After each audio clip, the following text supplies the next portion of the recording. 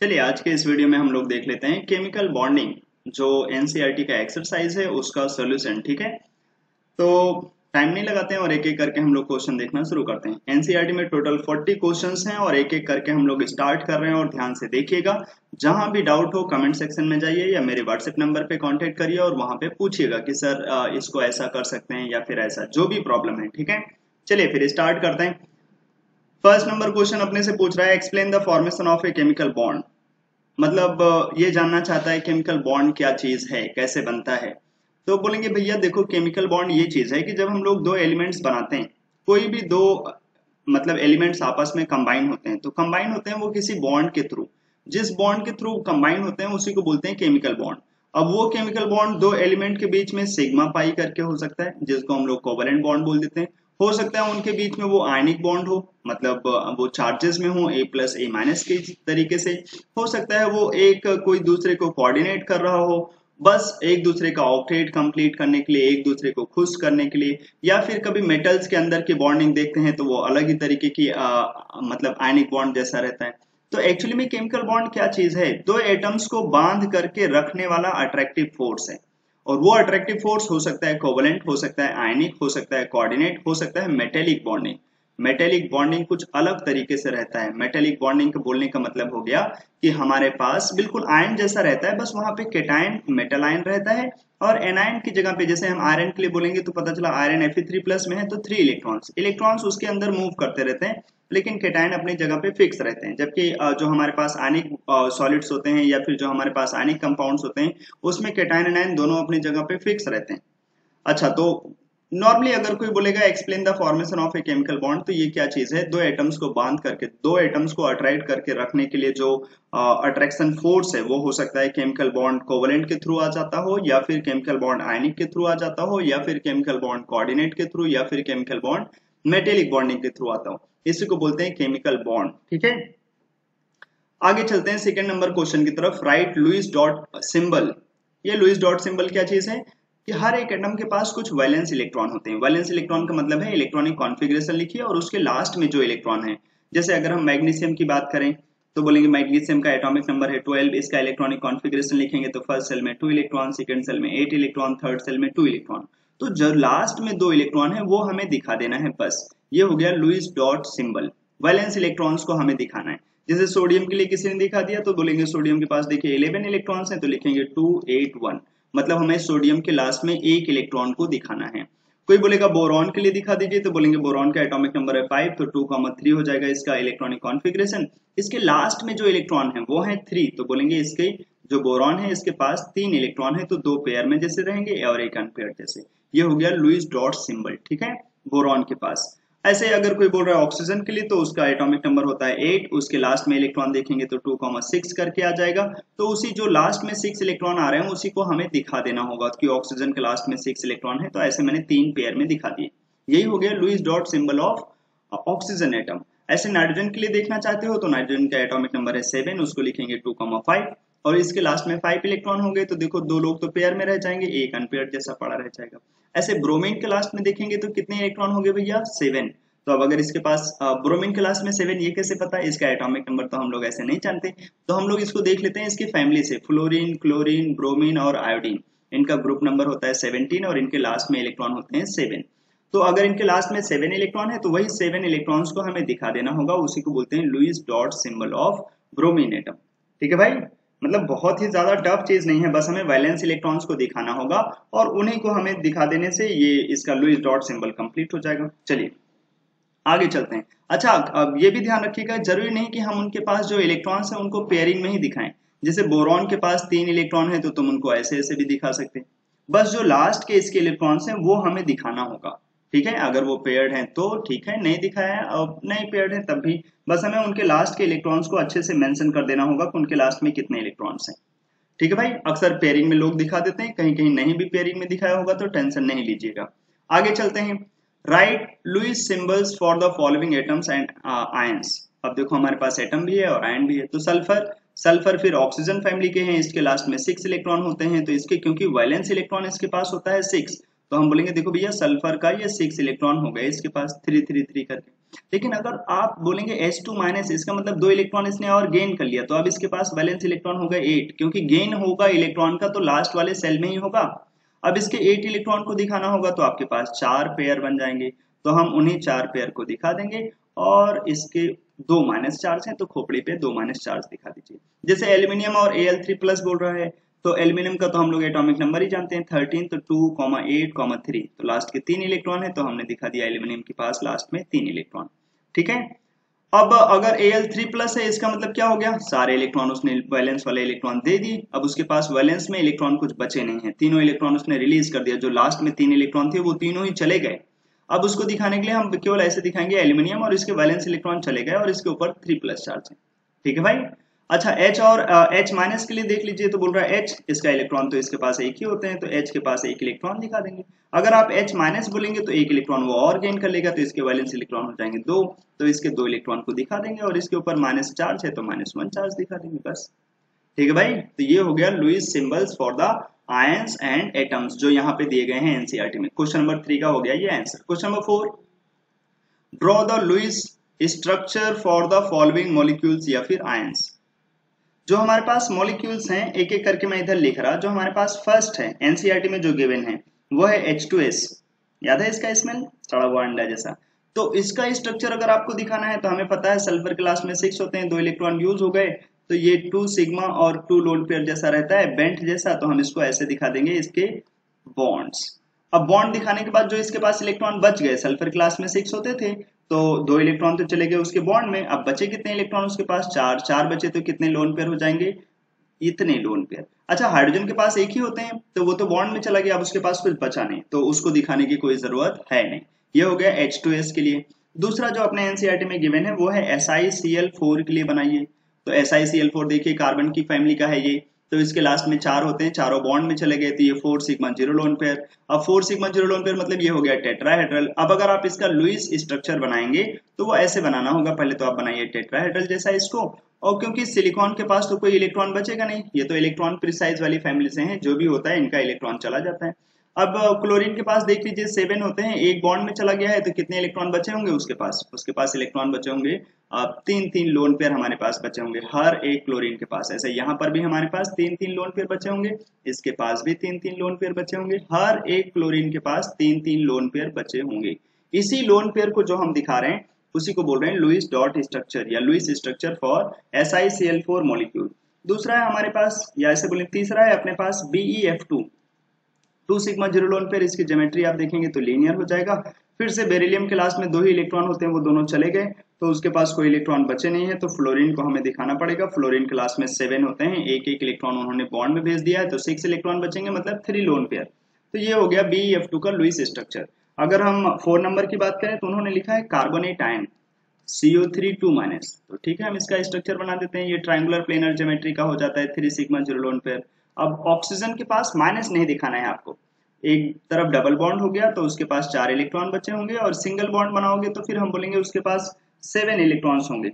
मतलब ऐसे अच्छा बोलें कि हमारे पास देखो ऑक्सीजन के पास माइनस आ चुके होते हैं ना, तो माइनस का मतलब कितने हो, लास्ट में तो ऐसे 6 होते हैं, माइनस का मतलब 7, 7 में से एक बॉन्ड में चला गया तो बचा कितना उसके पास 6 इलेक्ट्रॉन। 6 इलेक्ट्रॉन मतलब कितने लोन पेयर बच गए हर एक ऑक्सीजन के पास, जिसने सिंगल बॉन्ड बनाया है 3-3 लोन पेयर बच गए। ठीक है, नॉर्मली ऐसे बोलते हैं कि अगर ऑक्सीजन ने डबल बॉन्ड बनाया है तो उसके पास 2 लोन पेयर, और अगर सिंगल बॉन्ड बनाया है तो 3 लोन पेयर बच जाएंगे। ठीक है, और टोटल चार्ज -2 है, तो उस -2 को टोटल चार्ज ऊपर दिखा दिया।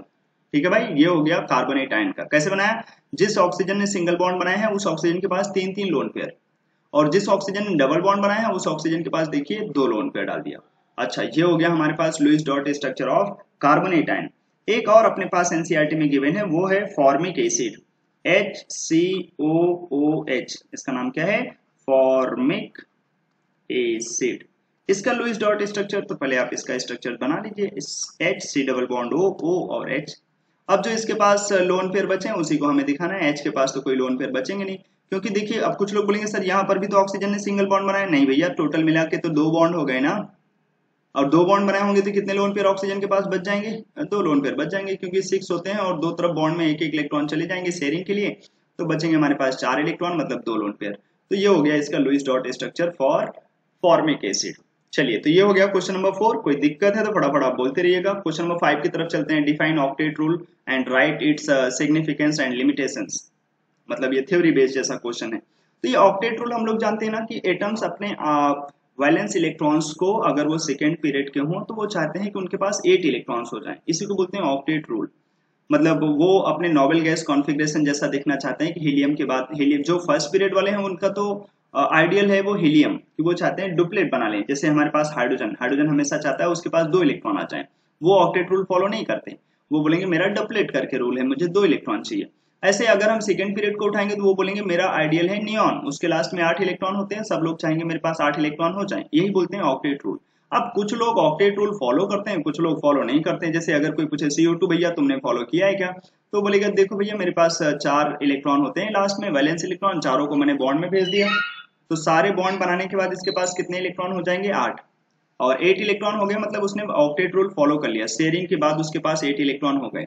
लेकिन अगर हम बोलेंगे ऑक्टेट रूल क्या एनओ जैसे मॉलिक्यूल ने फॉलो किया है जिसके पास बहुत अजीब जैसे इलेक्ट्रॉन्स होते हैं। अगर एनओ के पास टोटल इलेक्ट्रॉन देखिए तो कितने इलेक्ट्रॉन है, 15। अगर किसी के पास ऑड इलेक्ट्रॉन होगा ना तो वो कभी ऑक्टेट रूल फॉलो नहीं करेगा। लेकिन ऑक्टेट रूल बोलता है कि जो ऑक्टेट रूल फॉलो करेगा वो एग्जिस्ट करेगा, जो नहीं फॉलो करेगा वो नहीं एग्जिस्ट करेगा। लेकिन एनओ तो एग्जिस्ट कर जाता है।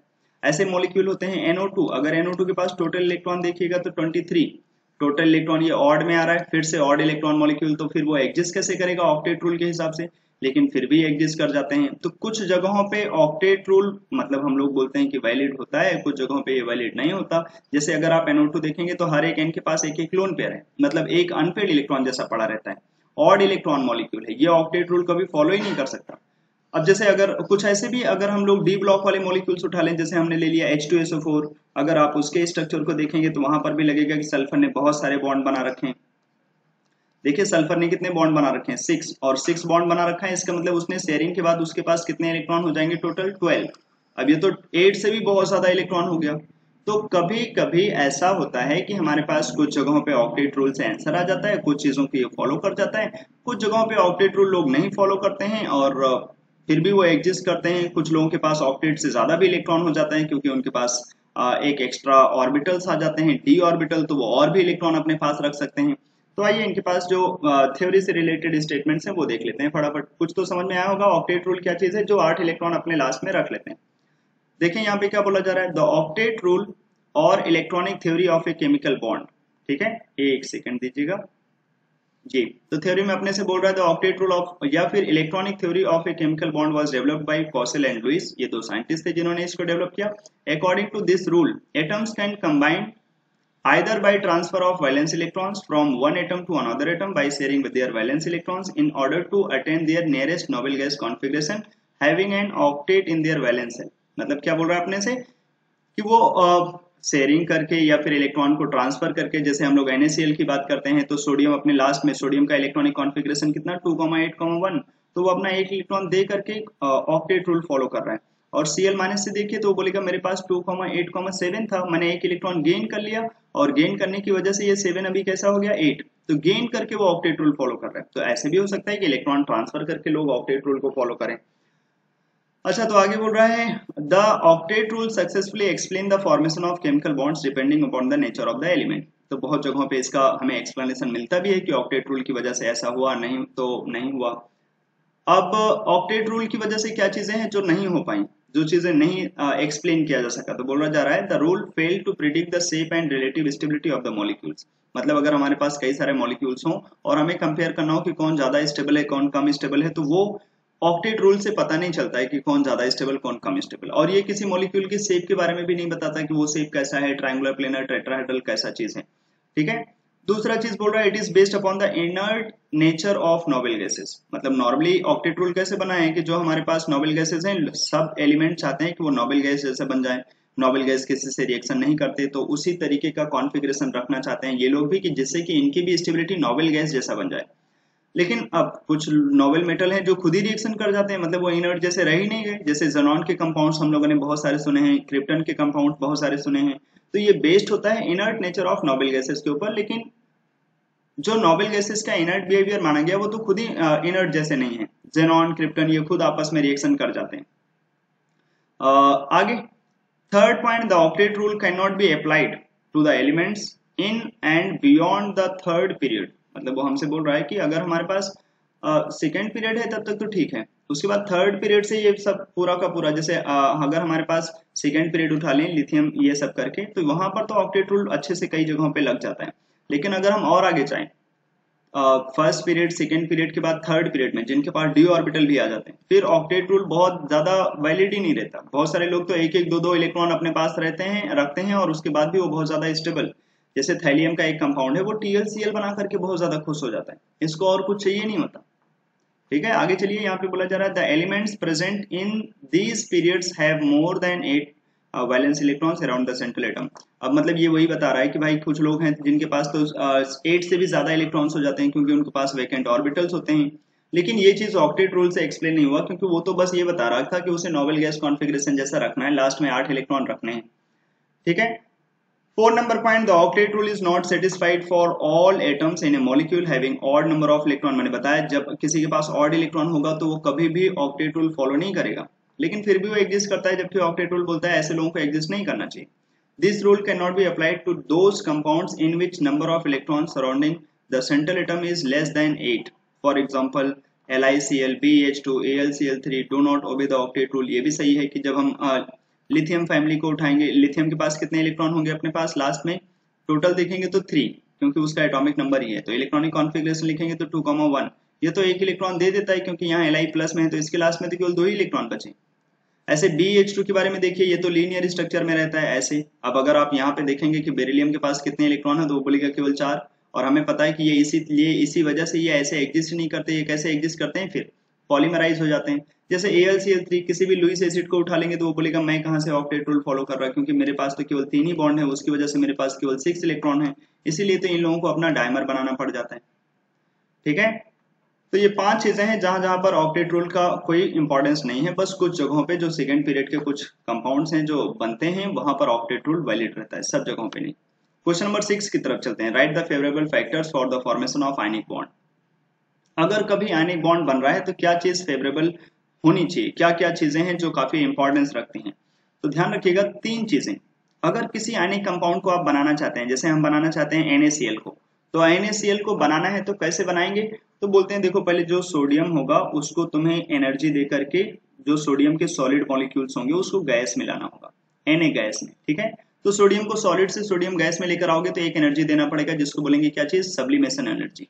ये हमें देना पड़ेगा किसी को सॉलिड से गैस में ले जाने के लिए, तो ये एनर्जी हमें रिक्वायर्ड होगी। मैं ऐसे लिख देता हूं एनर्जी रिक्वायर्ड, जिसको बोल देंगे सब्लिमेशन एनर्जी, सब्लिमेशन।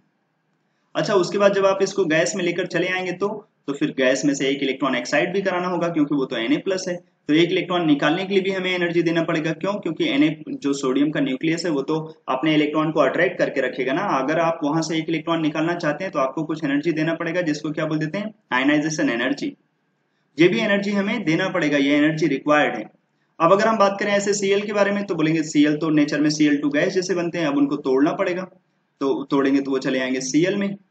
ठीक है, और जब हमारे पास Cl मिल जाएगा फिर अब हमें क्या करना है, Cl को Cl- में कन्वर्ट करना है ना, तो गैसियस Cl- वाले Cl एटम को एक इलेक्ट्रॉन देना होगा। इलेक्ट्रॉन ले करके, अब क्योंकि दूसरा एटम, अब यहाँ से हमें Cl में से इलेक्ट्रॉन नहीं निकालना है, हमें उसे एक इलेक्ट्रॉन देना है, तो एक इलेक्ट्रॉन लेकर के वो हो सकता है एनर्जी कुछ लिबरेट करे या फिर एनर्जी हमें देना पड़े, जिसको बोलते हैं इलेक्ट्रॉन गेन एंथैल्पी। इलेक्ट्रॉन लेने के बाद कितनी एनर्जी लिबरेट करेगा या कितनी एनर्जी हमें देना पड़ेगा, उसको बोलते हैं इलेक्ट्रॉन गेन एंथैल्पी। तो ये कुछ फैक्टर्स है। अब अगर Cl- बन गया हमारे पास और Na+ बन गया तो वो दोनों आपस में कंबाइन हो जाएंगे, और कंबाइन हो करके एक हमारे पास Na+ मिल गया गैसियस में, एक मिल गया Cl-, और ये दोनों आपस में कंबाइन होकर के बना देंगे NaCl सॉलिड में। और जब ये लास्ट में बनेंगे Na+ और Cl- आपस में अट्रैक्ट होकर के सॉलिड में, तो यहां से भी बहुत ज्यादा अमाउंट में हीट लिबरेट करेंगे, और इस हीट को ही बोल देते हैं लेटिस एनर्जी या फिर लेटिस एंथैल्पी। तो बहुत सारी एनर्जीज यहाँ पे आ रही हैं। तो बोलते हैं देखो कैसे ये जो NaCl सॉलिड है वो उसका बनना कैसे आसान होगा। बोलेंगे अगर किसी एटम को सॉलिड से उसके गैस में लाना काफी आसान हो, उसकी सब्लिमेशन एनर्जी काफी कम हो, जो भी एनर्जी हमें देना है वो अगर काफी कम होगी तो वो एटम बड़े आराम से अपने आयंस में चले जाएंगे। और जो एनर्जी हमें मिल रहा है हम बोलेंगे चाहेंगे कि वो एनर्जी बहुत ज्यादा हो, जिससे कि वो एटम्स का फॉर्मेशन, उस आयनिक सॉलिड का फॉर्मेशन काफी आसान रहे। तो बोलेंगे जब भी कभी किसी आयनिक सॉलिड को आप बनाना चाहते हैं तो सबसे पहले ये बहुत जरूरी है कि उसकी जो आयनाइजेशन एंथैल्पी है वो काफी कम हो, कि हमें उस जब वहां से एक इलेक्ट्रॉन निकालना हो तो काफी ज्यादा एनर्जी ना देना पड़े। अगर हम बहुत ज्यादा एनर्जी देना पड़ेगा तो इतना इम्पॉसिबल जैसा हो जाएगा कि वो इलेक्ट्रॉन निकाल ही नहीं रहा है। सेकेंड फैक्टर जो हमारे पास है हाई इलेक्ट्रॉन गेन एंथैल्पी, मतलब हम चाहते हैं कि जो हमारे पास नॉन मेटल है जैसे Cl, तो जब वो इलेक्ट्रॉन ले तो काफी ज्यादा अमाउंट में एनर्जी लिबरेट करे। ऐसा ना हो कि हमने उसको इलेक्ट्रॉन दिया तो वो इलेक्ट्रॉन ले ही नहीं रहा है। अगर वो इलेक्ट्रॉन नहीं लेगा तो फिर एनाइन कैसे बनेगा। तो हम चाहेंगे कि वो अपने आप इलेक्ट्रॉन ले करके काफी ज्यादा अमाउंट में हीट लिबरेट करे, जिसको बोल रहे हैं हाई इलेक्ट्रॉन गेन एंथैल्पी। और लास्ट पॉइंट की जो उसकी लेटेस्ट एनर्जी है, लास्ट में जब वो Na+ और Cl- आपस में अट्रैक्ट होंगे तो कुछ एनर्जी लिबरेट करेगा, और वो एनर्जी काफी ज्यादा अमाउंट में होनी चाहिए कि जब वो कैटायन एनायन आपस में अट्रैक्ट हो रहे हो तो काफी ज्यादा अमाउंट में हीट लिबरेट कर रहे हो। तो बोलेंगे लो आयनाइजेशन एनर्जी हो। अच्छे से बोलेंगे तो बोलेंगे देखो सब्लिमेशन एनर्जी भी कम होनी चाहिए, आयनाइजेशन एनर्जी भी कम होनी चाहिए, इलेक्ट्रॉन गेन एंथैल्पी काफी ज्यादा होना चाहिए और लेटिस एंथैल्पी काफी ज्यादा होना चाहिए। ओवरऑल जो ये इतनी सारी एनर्जी देना पड़ रहा है और मिल रहा है ना, सारी एनर्जीज का सम नेट में ऐसा आना चाहिए कि वो हमें एनर्जी मिले। अगर हमें ओवरऑल एनर्जी देना पड़ गया तो वो आयनिक सॉलिड नहीं बनेगा, क्योंकि नेचर में आयनिक सॉलिड को अपने आप बनना है। तो कहीं कहीं से उनको एनर्जी चाहिए, कहीं कहीं से उनको एनर्जी मिल जाएगा। तो जो एनर्जी मिलेगा उसी से ही उनकी रिक्वायरमेंट कंप्लीट हो जानी चाहिए, तभी वो बनेंगे। मतलब नॉर्मली आप ध्यान रखिए, अगर आप केवल आयनिक बॉन्ड बनाना चाहते हैं तो आपको आयनाइज करना काफी आसान होना चाहिए, आयनाइजेशन एनर्जी काफी कम हो मेटल की, जिससे वो बड़े आराम से आयनाइज हो जाए। जो नॉन मेटल्स हैं वो इलेक्ट्रॉन गेन करके काफी ज्यादा अमाउंट में हीट लिबरेट करें, जिसको बोलेंगे उनकी इलेक्ट्रॉन गेन एंथैल्पी काफी ज्यादा हो। और लेटिस एंथैल्पी जो लास्ट में कैटायन एनायन आपस में अट्रैक्ट होकर के लेटिस बना रहे हैं वो काफी ज्यादा होनी चाहिए, हाई लेटिस एनर्जी, ठीक है, जिससे कि वो आयनिक सॉलिड में जो एनर्जी स्टार्टिंग में चाहिए थी आयनाइजेशन कराने के लिए वो सब हमें अपने आप मिल जाए। चलिए, तो ये 3 पॉइंट हमें बड़े आराम से ध्यान रहेगा। Low ionisation enthalpy of metal, high electron gain enthalpy of non metal, easy बोले तो यहाँ पे लिखा है इलेक्ट्रॉन गेन एंथैल्पी, ठीक है, डेल्टा एच मतलब एंथैल्पी जैसा। और हाई इलेक्ट्रॉन गेन एंथैल्पी होना चाहिए किसी नॉन मेटल का, और हाई लेटिस एनर्जी। तो ये 3 पॉइंट फेवरेबल कंडीशन है किसी आयनिक बॉन्ड के बनने के लिए। 7 number, discuss the shape of molecules. हमें बताना है जो ये मॉलिक्यूल्स हैं उनके शेप क्या क्या होंगे। तो एक एक करके देख लेते हैं। BeCl2, अगर आप यहाँ पे जा करके देखेंगे VSEPR थ्योरी, वो जो हम लोग सिग्मा बॉन्ड और लोन पेयर देख करके मॉलिक्यूल्स के शेप बताते हैं वही हमें देखना है। तो 2 सिग्मा 0 लोन पेयर इसके पास, तो नेट में इसको कैसा बनना पड़ेगा, लीनियर BeCl जैसा। BeCl3 के बारे में अगर आप देखना चाहेंगे तो ये 3 सिग्मा और 0 लोन पेयर का केस हो जाएगा। तो ये कैसे बन जाएंगे हमारे पास, ट्रायंगुलर प्लेनर, सारे के सारे जो Cl हैं 120 पे लगे होंगे और सारे के सारे बॉन्ड भी कैसे रहते हैं, सिमेट्रिकल। SiCl4 अभी थोड़ी देर पहले देखा था, 4 सिग्मा और 0 लोन पेयर का केस है। ये कैसे बन जाएंगे हमारे पास, टेट्राहेड्रल, 4 Cl लगे तो होंगे लेकिन वो सारे के सारे सिग्मा बॉन्ड से टेट्राहेड्रल ही लगे होंगे। AsF5, अब आर्सेनिक के लास्ट में कितने इलेक्ट्रॉन होते हैं, ये तो नाइट्रोजन फैमिली का है, 5 इलेक्ट्रॉन्स होते हैं। तो 5 इलेक्ट्रॉन बॉन्ड में चले जाएंगे तो 5 sigma 0 lone pair. 5 sigma 0 lone pair को कैसे बनाते हैं, फिर बोलेंगे इसको ये ट्रायंगुलर बाई पिरामिडल का केस है। 3 फ्लोरीन लगे होंगे इक्वेटोरियल पोजीशन पे और 2 लगे होंगे एक्सियल पोजीशन पे। ये हमारे पास बन जाएंगे ऊपर से एक पिरामिड जैसा और एक पिरामिड बन जाएगा हमारे पास नीचे से। तो ये बन जाते हैं हमारे पास कौन, ट्रायंगुलर बाई पिरामिडल ज्योमेट्री का AsF5। H2S अभी थोड़ी देर पहले देखा, ये 2 सिग्मा और 2 लोन पेयर के केस होते हैं। तो ये कैसे बन जाएंगे हमारे पास, सेंटर में S हो जाएगा और साइड साइड में H लगे होंगे, बेंट जैसे रहते हैं। PH3 की बात करें, फॉस्फीन, तो यहाँ पर भी 3 सिग्मा और 1 लोन पेयर जैसा मिलेगा, ये बिल्कुल अमोनिया जैसा केस है। तो ये हो जाएंगे पिरामिडल, 3 सिग्मा 1 लोन पेयर मतलब टेट्राहेड्रल जैसा बनाना होगा और एक टेट्राहेड्रल पोजीशन पे लोन पेयर डाल देना होगा, तो ये अल्टीमेटली हो जाएंगे पिरामिडल जैसा। चलिए, तो ये हो गया क्वेश्चन नंबर 7। क्वेश्चन नंबर 8 हमसे बोल रहा है all the geometries of ammonia and water molecules are distorted tetrahedral. Distorted tetrahedral इसलिए बोल रहा है क्योंकि ये रियल में तो अगर इसके पास 4 बॉन्ड होते तो टेट्राहेड्रल जैसा होता है, लेकिन तुमने एक बॉन्ड को हटा करके वहां लोन पेयर डाल दिया, इसलिए इसको बोल रहे हैं डिस्टॉर्टेड टेट्राहेड्रल। ऐसे वाटर में भी ऐसा है, 2 सिग्मा 2 लोन पेयर, मतलब ओवरऑल तो ये sp3 हाइब्रिडाइजेशन रख रहे हैं लेकिन 2 जगहों पर लोन पेयर है और 2 ही जगहों पे बॉन्ड। तो हम बोल रहे हैं बेंट से, इसको बोलेंगे पिरामिडल, लेकिन ओवरऑल दोनों टेट्राहेड्रल से आए हैं और टेट्राहेड्रल है नहीं इसलिए बोल रहे हैं डिस्टॉर्टेड टेट्राहेड्रल।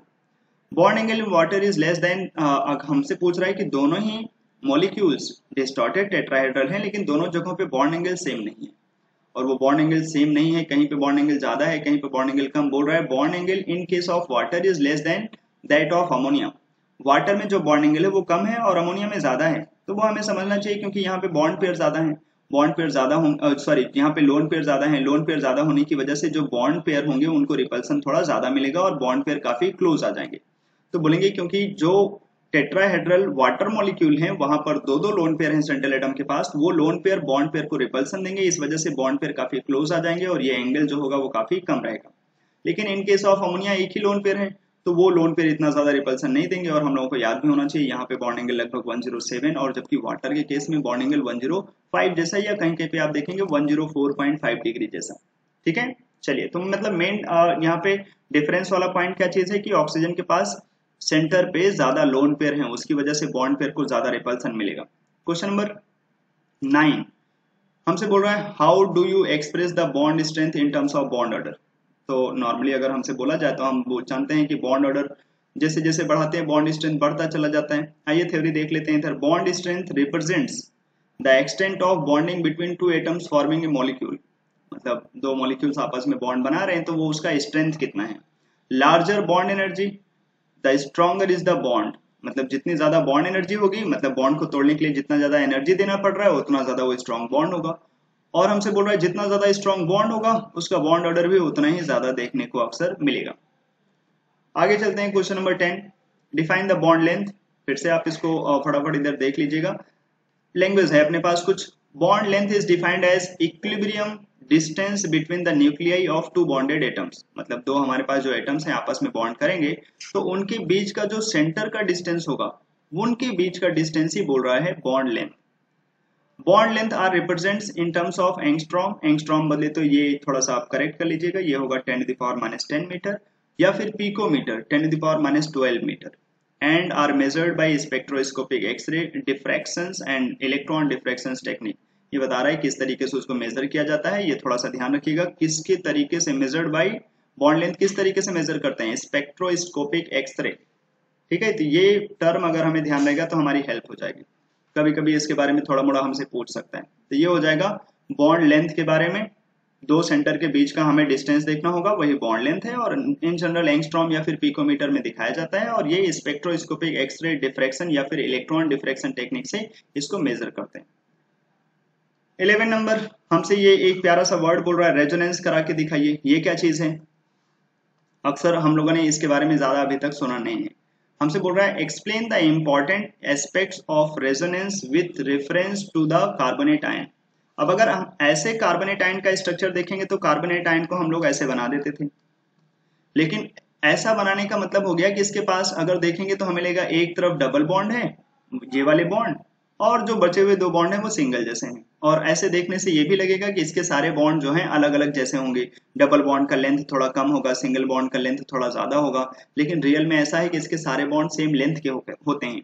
तो सारे बॉन्ड सेम लेंथ के होते हैं, इसका मतलब हो गया कि ये ऐसे दिखाना ही नहीं चाहिए, क्योंकि अगर सारे बॉन्ड सेम लेंथ के होते हैं, याद करें हम लोगों ने एक शॉर्टकट भी सीखा है कि इसका बॉन्ड ऑर्डर कैसे बता देते हैं, total number of bond 4 divided by total number of direction 3, तो ये हो जाता है इसका बॉन्ड ऑर्डर।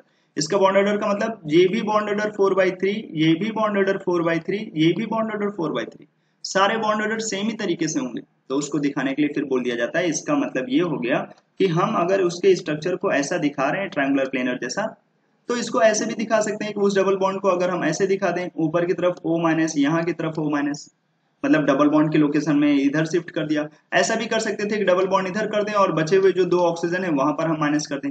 मतलब 3 पॉसिबल तरीका है इस डबल बॉन्ड को दिखाने का, और इन्हीं तीनों पॉसिबल स्ट्रक्चर को ही बोल देते हैं एक दूसरे का रेजोनेटिंग स्ट्रक्चर। और ये जो बॉन्ड ऑर्डर है वो कहाँ से आता है, फिर इन तीनों के एवरेज से। इन तीनों का जो एवरेज बनाएंगे उसको बोलते हैं हाइब्रिड स्ट्रक्चर। इन तीनों का एवरेज बनाते कैसे हैं, आप सबसे पहले जो एटम्स है उनकी लोकेशन वैसे ही रख दीजिए। जब भी कभी रेजोनेंस दिखाना होना तो सबसे पहले जो एटम्स का लोकेशन है वो वैसा ही होना चाहिए, कभी भी लोकेशन चेंज नहीं होनी चाहिए।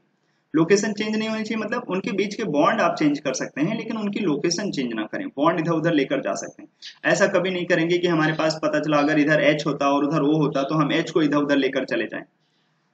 आए तो अगर हमें इनका हाइब्रिड बनाना है, हाइब्रिड का मतलब इन तीनों स्ट्रक्चर का एवरेज, तो कैसे बनाएंगे, देखो बोलेंगे यहाँ पे देखो डबल बॉन्ड है, यहाँ पे सिंगल है और यहाँ पे सिंगल है, तो जो यहाँ पे बॉन्ड का ऑर्डर आएगा वो कितना होगा, डबल सिंगल सिंगल का एवरेज, मतलब 2 1 1, मतलब ओवरऑल हो गया 4, और 3 पॉसिबल स्ट्रक्चर हैं तो इसका जो एवरेज आएगा वो कितना 4/3 करके, तो एक बॉन्ड तो सिंगल हो जाएगा और जो दूसरा आएगा उसे डॉट डॉट करके दिखाना पड़ेगा। ऐसे इस वाले बॉन्ड को भी हमें सिंगल डबल डबल, तो टोटल बॉन्ड कितने हो गए इधर, सिंगल डबल और सिंगल, मतलब सिंगल डबल सिंगल, तो टोटल हो गए 4, और 3 पॉसिबल स्ट्रक्चर में तो फिर से हमें जब इसका एवरेज लेना होगा तो वो बन जाएगा 4/3।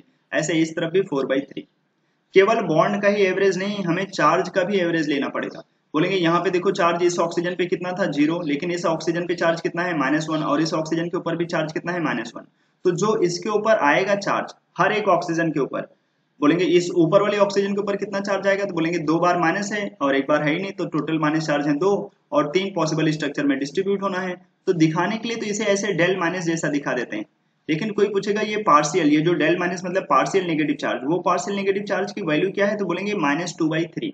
इसी को कुछ लोग फॉर्मल चार्ज जैसा भी बोल देते हैं कि हर एक ऑक्सीजन के ऊपर कितना चार्ज है।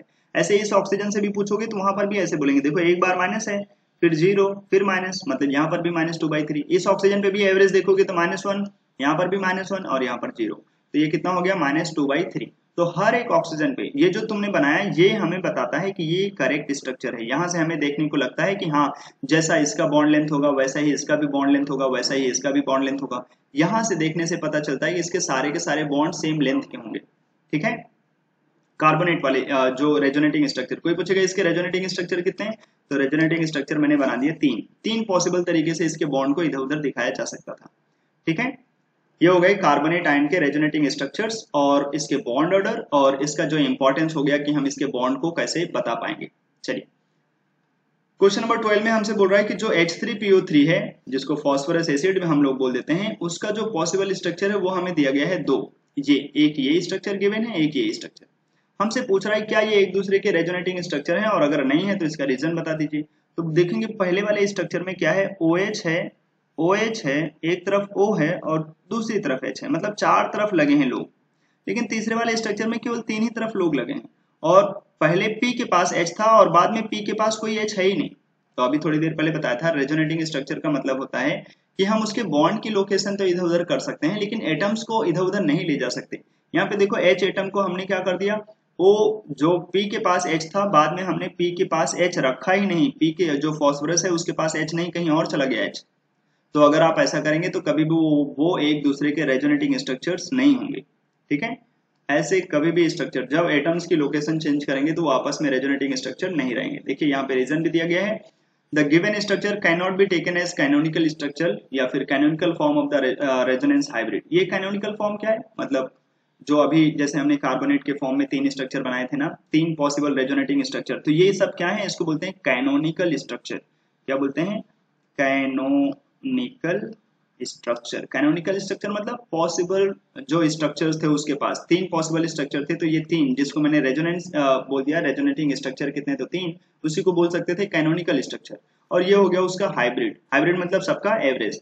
तो यहाँ पे हमसे बोल रहा है कि H3PO3 can be represented by the following, ये तो क्वेश्चन था, ये हमारे पास the given structure can not be taken as canonical forms of the resonance hybrid of H3PO3 because the position of the atoms have changed। जो position है atom का वो चेंज हो गया है।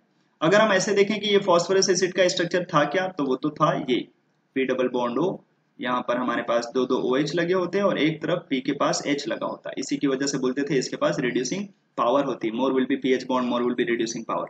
तो अगर इसका रेजोनेटिंग स्ट्रक्चर बनाना है ना, तो हम लोग ऐसे दिखा सकते थे, एक बार मतलब हम P डबल बॉन्ड O की लोकेशन चेंज करते चले जाएं, कि हमने एक बार यहाँ डबल बॉन्ड दिखाया था तो एक बार इधर डबल बॉन्ड दिखा दें, एक बार इधर। हम डबल बॉन्ड दिखा करके H को इधर उधर कर सकते हैं, मतलब वो देखने में तुम्हें लगेगा कि हमने लोकेशन चेंज कर दिया, लेकिन रियल में वो लोकेशन चेंज जैसा नहीं होगा।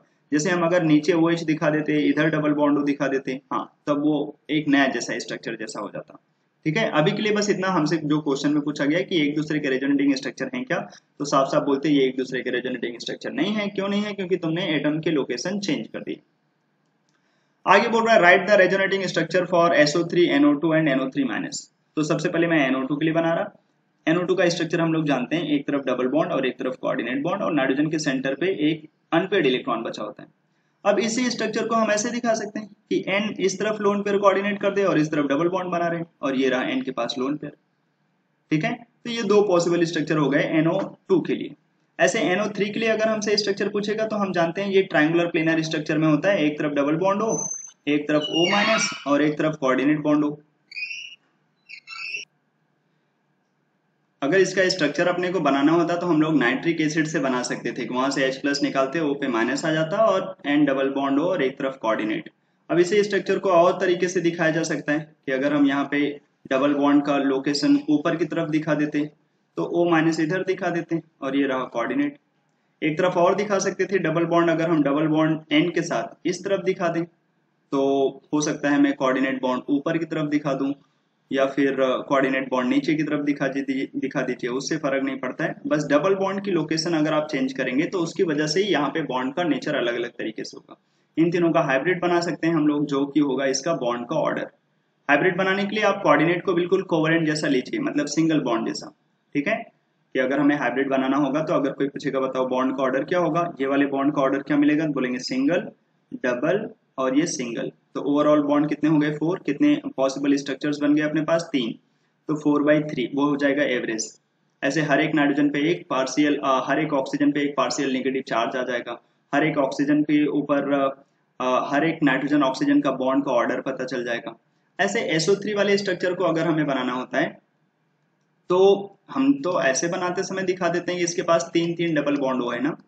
लेकिन मैंने जिन लोगों ने लेक्चर्स में पी पाई डी पाई के बारे में सीखा हो तो पी पाई डी पाई बॉन्ड्स को क्योंकि वो बहुत वीक होते हैं, इतने सारे पी पाई डी पाई नहीं दिखा सकते, तो कहीं कहीं पे लोग उसको कोऑर्डिनेट जैसा दिखा देते हैं और फिर उसी कोऑर्डिनेट की वजह से इसके पॉसिबल रेजोनेटिंग स्ट्रक्चर आ जाते हैं। किसके, जो हमारे पास SO3 है इसके। तो जब कभी हम लोग इनके रेजोनेटिंग स्ट्रक्चर देखने चले जाते हैं, जो हमारे पास ये SO3 वाले हैं, तो इनके रेजोनेटिंग स्ट्रक्चर देखते समय इसके पास कई जगहों पर इसके स्ट्रक्चर में कोऑर्डिनेट दिखा देंगे और इसी कोऑर्डिनेट से इसके रेजोनेटिंग स्ट्रक्चर आप 3 बना सकते हैं। एक बार आपने इधर कोऑर्डिनेट दिखा दिया, एक बार आपने कोऑर्डिनेट बॉन्ड ऊपर की तरफ और यहाँ डबल बॉन्ड दिखा दिए, एक बार हमने कोऑर्डिनेट बॉन्ड इस तरफ दिखा दिया और यहाँ पे डबल बॉन्ड हो, यहाँ पे डबल बॉन्ड हो। तो ये 3 पॉसिबल इसके स्ट्रक्चर्स हैं और वो भी केवल इस वजह से क्योंकि इसके पास क्या हमने दिखा रहे हैं, कोऑर्डिनेट बॉन्ड जैसा। और बस कोऑर्डिनेट बॉन्ड का लोकेशन चेंज करते जाइए, इसके 3 पॉसिबल स्ट्रक्चर आ जाएंगे SO3 के। Question number 14, use Lewis symbols to show electron transfer between the following atoms to form cations and anions। चलिए तो अब लुईस सिंबल मतलब जो हमारे पास पोटेशियम है, इसका पहले इलेक्ट्रॉनिक कॉन्फ़िगरेशन देख लीजिए। इसके लास्ट में कितने इलेक्ट्रॉन, तो इसका एटॉमिक नंबर तो 19 है, तो 2, 8, 8, 1, तो लास्ट में 1 इलेक्ट्रॉन। और सल्फर के लास्ट में हम जानते हैं 6 होता है, उसको कितना ऑक्टेट कंप्लीट करने के लिए इलेक्ट्रॉन चाहिए 2, तो सल्फर को 2 इलेक्ट्रॉन चाहिए। तो वो 2 इलेक्ट्रॉन कौन देगा, बोलेंगे सल्फर के लास्ट में तो पहले से ही 6 इलेक्ट्रॉन है, लेकिन उसको 2 इलेक्ट्रॉन एक्स्ट्रा चाहिए, तो कौन दे जाएगा, पोटेशियम। अपने 1 इलेक्ट्रॉन को वो ट्रांसफर कर देंगे, दूसरा पोटेशियम भी अपने 1 इलेक्ट्रॉन को ट्रांसफर कर देगा। तो 2 पोटेशियम अपने इलेक्ट्रॉन को ट्रांसफर कर देंगे सल्फर को। तो आप ऐसे दिखा सकते हैं, यही हो जाएगा इसका Lewis dot symbol. Electron transfer कौन दे रहा होगा, पोटेशियम, किसको, सल्फर को। ऐसे 2 पोटेशियम सल्फर को इलेक्ट्रॉन कोऑर्डिनेट नहीं कर रहे हैं, ये इलेक्ट्रॉन का ट्रांसफर है कि हमारे पास 2 K+ लग जाएंगे और 1 सल्फर बन जाएगा 2- में। ऐसे दूसरा जो अपने पास है कैल्शियम और ऑक्सीजन के लिए, तो बोलेंगे कैल्शियम का इलेक्ट्रॉनिक कॉन्फ़िगरेशन अगर आप देखेंगे तो 20 इसका एटॉमिक नंबर है, 2, 8, 8, 2 जैसा। इसके लास्ट में कितने इलेक्ट्रॉन, 2। अब इसके लास्ट में 2 इलेक्ट्रॉन हैं और ऑक्सीजन के लास्ट में होते हैं 6, तो ऑक्सीजन को ऑक्टेट कंप्लीट करने के लिए कितने इलेक्ट्रॉन चाहिए होंगे, 2। तो एक ही कैल्शियम अपना 2 इलेक्ट्रॉन इसको ट्रांसफर कर देगा। ये कोऑर्डिनेट नहीं है, ध्यान रखिए, इलेक्ट्रॉन का पूरा ट्रांसफर है, इस वजह से कैल्शियम के ऊपर पूरा 2+ आ जाएगा और जो हमारे पास ऑक्सीजन है उसके ऊपर पूरा 2- आ जाएगा, पूरा का पूरा आयनिक बॉन्ड जैसा। इसी को बोल रहे हैं इलेक्ट्रॉन का ट्रांसफर। कोऑर्डिनेट होना और ट्रांसफर होना दोनों अलग बात है। कोऑर्डिनेट में शेयरिंग हो जाती है 2 इलेक्ट्रॉन की और ट्रांसफर में 2 इलेक्ट्रॉन तुमने बस पूरा का पूरा ट्रांसफर कर दिया। Al_N की बात करें तो एल्यूमिनियम के लास्ट में देखिएगा तो इसका एटॉमिक नंबर 13 और अगर हमें इलेक्ट्रॉनिक कॉन्फ़िगरेशन लिखना है तो 2, 8, 3। अब इसके लास्ट में 3 इलेक्ट्रॉन है, लेकिन वो तीनों इलेक्ट्रॉन को मतलब वो अपना 3 इलेक्ट्रॉन कोऑर्डिनेट कर देना चाहेगा, किसको, नाइट्रोजन को, क्योंकि नाइट्रोजन के पास कितने इलेक्ट्रॉन होते हैं, एटॉमिक नंबर तो 7, अगर उसके लास्ट में इलेक्ट्रॉन देखेंगे तो 2,5 करके आ जाता है। लास्ट में 5 इलेक्ट्रॉन है, मतलब 3 इलेक्ट्रॉन चाहिए उसको अपना ऑक्टेट कंप्लीट करने के लिए। तो एल्यूमिनियम अपने 3 इलेक्ट्रॉन को ट्रांसफर कर देते हैं, किसको, नाइट्रोजन को। इसकी वजह से नाइट्रोजन के पास जो लास्ट में 5 इलेक्ट्रॉन हैं वो टोटल कितने हो जाएंगे, 8 इलेक्ट्रॉन, और एल्यूमिनियम पे क्या आ जाएगा, 3+, Al3+ और N3-। ये 3 इलेक्ट्रॉन कोऑर्डिनेट नहीं, ट्रांसफर कर देने की वजह से, ठीक है। 15 नंबर क्वेश्चन की तरफ चलिए। बोल रहा है although CO2 and water are triatomic molecules, लेकिन इनका जो वाटर है वो मॉलिक्यूल शेप में कैसे होते हैं, बेंट, जबकि जो CO2 है वो लीनियर होते हैं। और इसको बताना है किसके बेसिस पे, डाइपोल मोमेंट के हिसाब से। तो बोलेंगे देखो डाइपोल मोमेंट CO2 का हमें पता है कि वो क्या होता है, 0। क्यों, अब 0 क्यों हुआ होगा, क्योंकि पक्का ये लीनियर रहे होंगे, क्योंकि लीनियर होने की वजह से ही तो इनके डाइपोल आपस में कैंसिल आउट हो सकते हैं। और वाटर का डाइपोल मोमेंट क्योंकि हम जानते हैं कि ये नॉन जीरो होता है, इसका डाइपोल मोमेंट कुछ आता है, और वो डाइपोल मोमेंट नॉन जीरो कब आएगा, अगर वो लीनियर होता तब तो नहीं आता, पक्का ये नॉन लीनियर होते होंगे, तभी इसी वजह से ऐसा हो रहा है, क्योंकि नॉन लीनियर वेक्टर फिर आपस में कैंसिल आउट नहीं होंगे। तो ये नॉन लीनियर होते हैं किस वजह से, क्योंकि इनके पास पोलर, ये पूरा का पूरा मॉलिक्यूल पोलर है, और CO2 जो है वो नॉन पोलर होते हैं, तो इसका मतलब ही है कि उनको लीनियर हो जाना चाहिए, जिसकी वजह से उनके वेक्टर कैंसिल आउट हो जाएं और फिर वो हो जाएंगे लीनियर। तो ये हो गया डाइपोल मोमेंट के हिसाब से इनका स्ट्रक्चर का एक्सप्लेनेशन। यहाँ पे बहुत सारी थ्योरी लिखी गई है, उसको आप देख भी सकते हैं कि बोल रहा है अकॉर्डिंग टू एक्सपेरिमेंटल रिजल्ट्स हमें पता है कि CO2 जो है वो जीरो डाइपोल मोमेंट रखता है। अब इसका मतलब ये हो गया कि उसे लीनियर बनना पड़ेगा, तभी उसके वेक्टर कैंसिल आउट हो जाएंगे और रिजल्टेंट उसे मिलेगा जीरो। जबकि वाटर में फिर से वही एक्सपेरिमेंटली हमें पता चलता है उसके पास कुछ ना कुछ डाइपोल मोमेंट है, जिसकी वैल्यू बोल रहा है 1.84 डायोप्टर, ये उसका यूनिट जैसा। The value of the dipole moment suggest that the structure of water molecule जो है वो लीनियर नहीं होना चाहिए, उसे बेंड जैसा होना चाहिए। ठीक है, चलिए next question number 16, right the significance and application या सिग्निफिकेंस या एप्लीकेशन ऑफ डाइपोल मोमेंट। इसका सिग्निफिकेंस क्या है जो डाइपोल मोमेंट है, तो एक एक करके थ्योरी हम देखेंगे और समझ जाएंगे। बोल रहा है in heteronuclear molecules polarisation arises due to difference in the electronegativities. जो हमारे पास हेट्रो एटॉमिक मॉलिक्यूल्स होते हैं लाइक HCl, तो इसमें जो बॉन्ड की पोलैरिटी वो किसकी वजह से अराइज होता है, वो बोलते हैं क्योंकि यहाँ पे अलग अलग एलिमेंट्स हैं, दोनों की इलेक्ट्रोनिटी डिफरेंस है, तो इलेक्ट्रॉन ये अपनी तरफ खींचेंगे, यहाँ माइनस जैसा यहाँ प्लस, तो बॉन्ड की वजह से एक पोलैरिटी अराइज हो रहा है, किसकी वजह से, इलेक्ट्रोनिटी के डिफरेंस की वजह से। As a result one end of the molecule acquires positive charge, जैसे देखिए HCl में H, और जबकि दूसरा जो एंड है वो कैसा हो जाएगा, नेगेटिव चार्ज जैसा, जैसे Cl। Hence a molecule is said to be dipole, जो हमारे पास पूरा का पूरा मॉलिक्यूल है उसके पास एक डाइपोल पॉज कर रहा है वो अपने पास। आगे बोल रहा है the product of the magnitude of the charge and distance between the centres of the positive and negative charge, मतलब जो यहाँ पे चार्ज आए हैं और इनके बीच में जो डिस्टेंस है उनका जो प्रोडक्ट कर देते हैं उसी को बोलते हैं डाइपोल मोमेंट। मतलब डाइपोल मोमेंट का डेफिनेशन बता रहा है कि डाइपोल मोमेंट क्या होता है, चार्ज और डिस्टेंस ऑफ द सेपरेशन, मतलब जो दोनों हमारे पास चार्जेस हैं प्लस और माइनस उनके बीच में डिस्टेंस। इसकी यूनिट बता रहा है ESU, इसको बोलते हैं इलेक्ट्रोस्टैटिक यूनिट, इलेक्ट्रोस्टैटिक। ठीक है, मतलब जो हमारे पास चार्जेस हैं वो किसी पर्टिकुलर डिस्टेंस पे रुके हुए हैं और उनके बीच में जो अट्रैक्शन है उसको बता रहा है ESU जैसा, और एक ESU की वैल्यू जो होती है वो दिया गया है 3.335 इंटू 10⁻30 सेंटीमीटर जैसा। ठीक है, बस ये वैल्यू हमें ध्यान रख लेना होगा।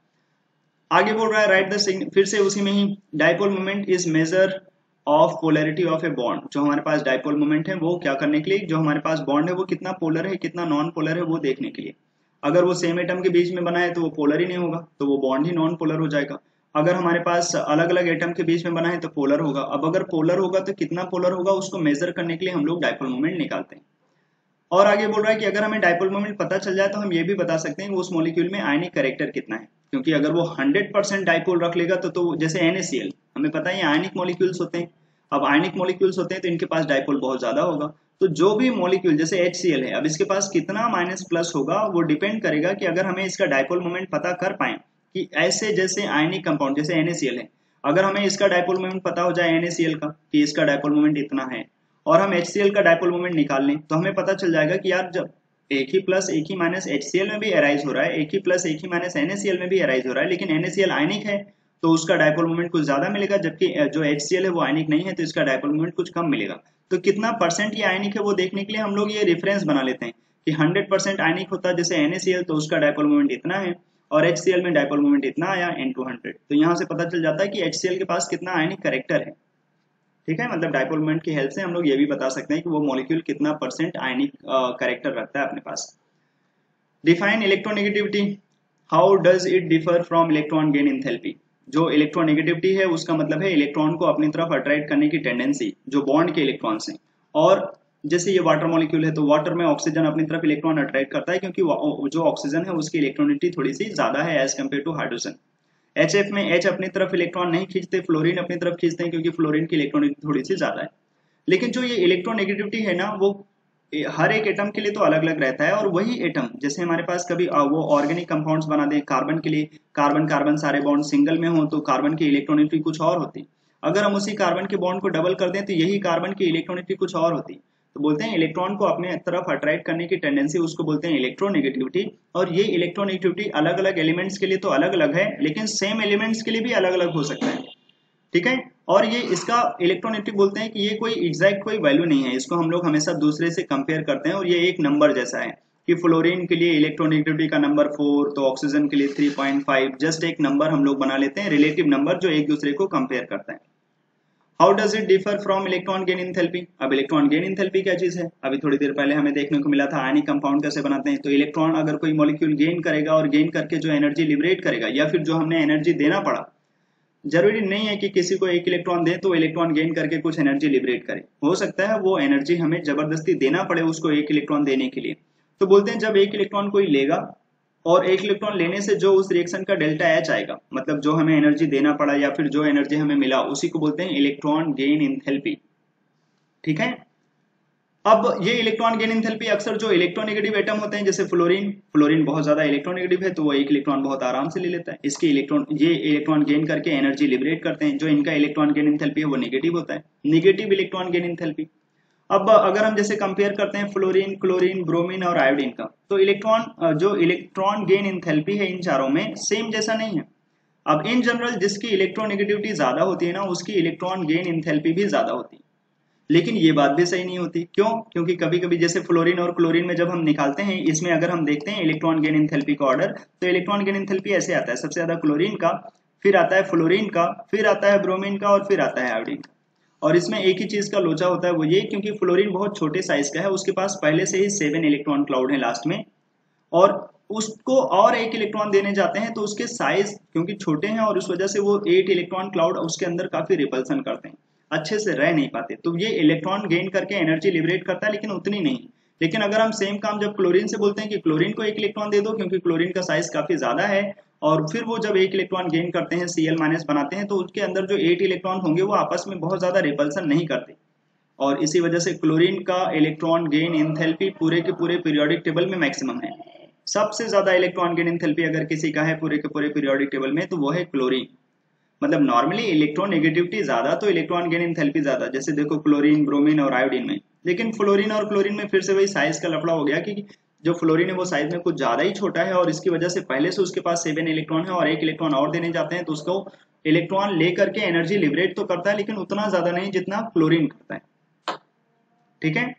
तो ये हो गया दोनों में difference, electron gain enthalpy. Electron gain enthalpy के लिए एक छोटी सी चीज और बता दें, तो ये हर एक एलिमेंट के लिए फिक्स वैल्यू है।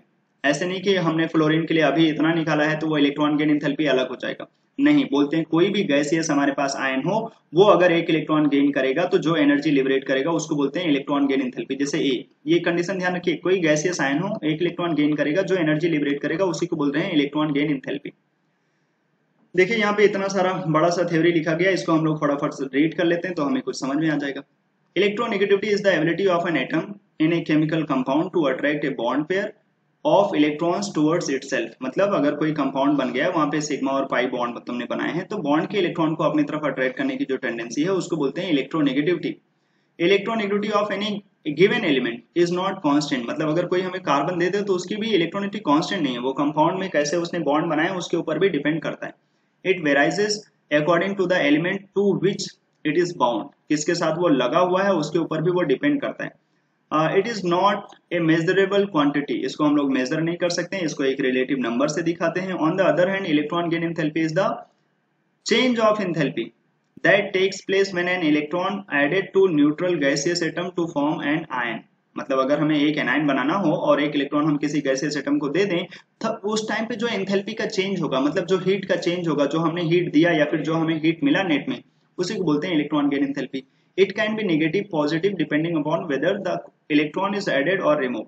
अगर हमने एक इलेक्ट्रॉन ऐड किया, एक इलेक्ट्रॉन निकाला, तो वो प्लस माइनस जैसा हो सकता है, और ये भी डिपेंड करता है कि हमारे पास उस मॉलिक्यूल ने इलेक्ट्रॉन लेकर के नेट में हीट लिबरेट किया या हमें देना पड़ा। An element has a constant value of electron gain enthalpy that can be measured experimentally. Electron gain enthalpy हमेशा एक कांस्टेंट नंबर जैसा है, क्योंकि एक इलेक्ट्रॉन तुम दे रहे हो तो वो एक पर्टिकुलर अमाउंट में हीट लिबरेट करेगा या फिर हमें देना पड़ेगा, हमेशा वो अलग अलग नहीं रहेगा। 18 number, explain with the help of suitable example polar covalent bond. Polar covalent bond को हमें एक्सप्लेन करना है, तो बोलेंगे भैया बहुत सारे एग्जांपल ले सकते हैं, जैसे CO2 अब ये कोवलेंट बॉन्ड भी है इसके पास, और ये दोनों बॉन्ड कैसे हैं, पोलर नेचर के, क्योंकि ऑक्सीजन अपनी तरफ खींचेगा, यहाँ पोल्स बनेंगे, इधर भी कार्बन से ऑक्सीजन खींचेगा, तो दोनों तरफ पोल बन जाएंगे। तो ये दोनों बॉन्ड कैसे हैं, पोलर कोवलेंट बॉन्ड। जैसे अगर हम BF3 बनाए, ओवरऑल मॉलिक्यूल नॉन पोलर था उसमें, क्योंकि दोनों वेक्टर कैंसिल आउट हो जाते हैं, लेकिन अगर इस बॉन्ड को कोई पूछे तो ये कैसा है, हम बोलेंगे पोलर कोवलेंट बॉन्ड, ये भी पोलर कोवलेंट बॉन्ड, ये भी पोलर कोवलेंट बॉन्ड। अगर हम लोग H2O2 ले लें, जिसका स्ट्रक्चर हम लोग जानते हैं half open book like structure, तो इसके पास पोलर कोवलेंट बॉन्ड भी है, non polar covalent bond, polar covalent bond as well as non polar covalent bond. Same element के बीच में बनेगा तो पोलर, सॉरी नॉन पोलर, और अगर अलग अलग एलिमेंट के बीच में बनेगा तो उसको बोल देंगे हम लोग non polar. 19 number, arrange the following bonds in order of increasing character.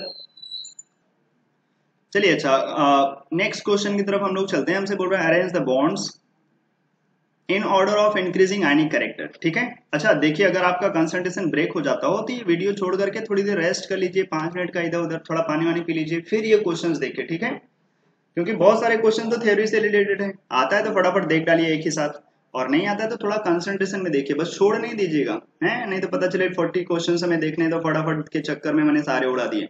और जहां डाउट हो कि सर हमें ये वाला पॉइंट थोड़ा सा नहीं समझ में आया तो एक बार फिर से पूछेंगे, ठीक है। जैसे इलेक्ट्रॉन गेन एंथैल्पी, ये एक नया पॉइंट जैसा है हम लोगों के लिए, ठीक है। तो अगर इसमें कोई दिक्कत होता है कि इलेक्ट्रॉन गेन एंथैल्पी क्या चीज है, ऐसे तो मैं समझा रहा है, इधर फिर से वीडियो घुमा के देख सकते हैं, या फिर उसके बाद भी प्रॉब्लम होता है तो मेरे से जब ऑफलाइन में क्लास में आते तो पूछो भाई, जहां दिक्कत है उसके बारे में थोड़ा सा हमसे पूछें। आइए, तो हमसे बोल रहा है इन सब कंपाउंड में आयनिक कैरेक्टर का ऑर्डर बता दीजिए। तो देखो ये एनसीईआरटी का क्वेश्चन है, तो इसको हम लोग उसी हिसाब से देख लेते हैं। अब हमें पता है कि देखो N2 मॉलिक्यूल्स ट्रिपल बॉन्ड बनाते हैं, इसका कोवलेंट कैरेक्टर बहुत ज्यादा है, तभी तो इतना सारा, इसने सिंगल के छोड़ो डबल ट्रिपल बॉन्ड बना रखे हैं, तो इसका कोवलेंट कैरेक्टर बहुत ज्यादा है, तो आयनिक कैरेक्टर काफी कम। और ऐसे भी सेम एटम के बीच में अगर कभी बॉन्ड बनेगा तो आयनिक कैरेक्टर कैसे आएगा भाई, नहीं आएगा ना। तो N2 का सबसे कम। उसके बाद देखते हैं कि जो हमारे पास एटम्स आपस में कंबाइन हो रहे हैं उनके बीच में इलेक्ट्रोनेगेटिविटी का डिफरेंस कितना कितना ज्यादा है। जैसे अगर हम देखें फर्स्ट ग्रुप को उठाओ और हेलोजन को उठाओ, तो बोलेंगे फर्स्ट ग्रुप तो इलेक्ट्रोपॉजिटिव होते हैं, सोडियम पोटेशियम रुबिडियम सीजियम, और हेलोजन काफी इलेक्ट्रोनेगेटिव होते हैं, तो उनके बीच में जो इलेक्ट्रोनिटी का डिफरेंस होगा वो बहुत ज्यादा। और अगर इलेक्ट्रोनिटी का डिफरेंस बहुत ज्यादा है तो उसमें आयनिक कैरेक्टर आने का चांस भी बहुत ज्यादा है, इसलिए बोलते हैं LiF के पास आयनिक कैरेक्टर बहुत ज्यादा। अब अगर जैसे दूसरा है K2O, अब तुमने उठाया तो एल्कली मेटल ही, लेकिन दूसरी तरफ ऑक्सीजन उठा लिया जो कि एल्कली मेटल, वो नोबेल गैसेस जो हमारे पास हेलोजन नहीं है ऐसा बोले तो जितना तुम पीरियोडिक टेबल में फर्स्ट और लास्ट पकड़ोगे तो उसमें इलेक्ट्रोनिटी का डिफरेंस बहुत ज्यादा होगा। अभी तुमने पकड़ लिया ऑक्सीजन फैमिली, तो उसकी इलेक्ट्रोनिटी तो थोड़ी सी कम हो जाएगी ना। तो फिर जब हम लोग फर्स्ट पीरियड और इनको ऑक्सीजन फैमिली वालों को देखेंगे तो उनका आयनिक कैरेक्टर रहेगा LiF से थोड़ा सा कम, ठीक है। उसके बाद अगर आप धीरे धीरे आगे जा रहे हैं, जैसे सल्फर और SO2, मतलब सल्फर और ऑक्सीजन, क्लोरीन फ्लोरीन, तो बोलेंगे देखो सल्फर ऑक्सीजन में तब भी जो हमारे पास इलेक्ट्रोनिटी का वो डिफरेंस है, या ऐसे बोलेंगे जो हमारे पास हेलोजन है, हेलोजन में क्लोरीन फ्लोरीन वाले आ रहे हैं ना, उसमें तो उनकी इलेक्ट्रोनिटी बहुत ज्यादा होती है, फ्लोरीन की भी क्लोरीन की भी।